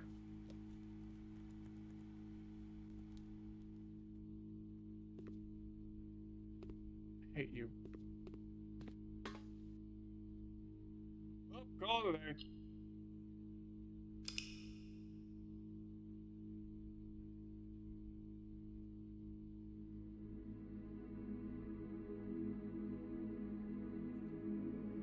I don't know. Is it using my calendar, or is it supposed to be using, like, the clocks found in the mansion?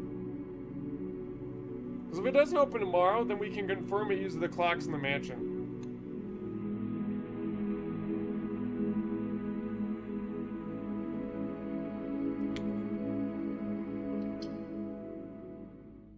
It just sucks.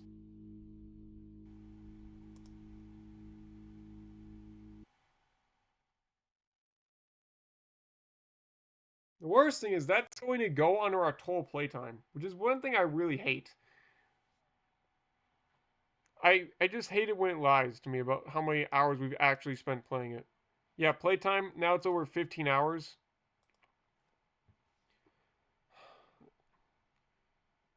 And come on. Wait, why is it even 15? See, I just hate it when the total playtime lies to you. Because, like, you know how long you've been sitting there and you wait and you just leave the game open, and it only counts, like, the total number of, like, time that the game's been open, so it just doesn't even count that way. I want it to be proper playtime that I've actually spent in the game playing the game, not the whole time that the game's been open.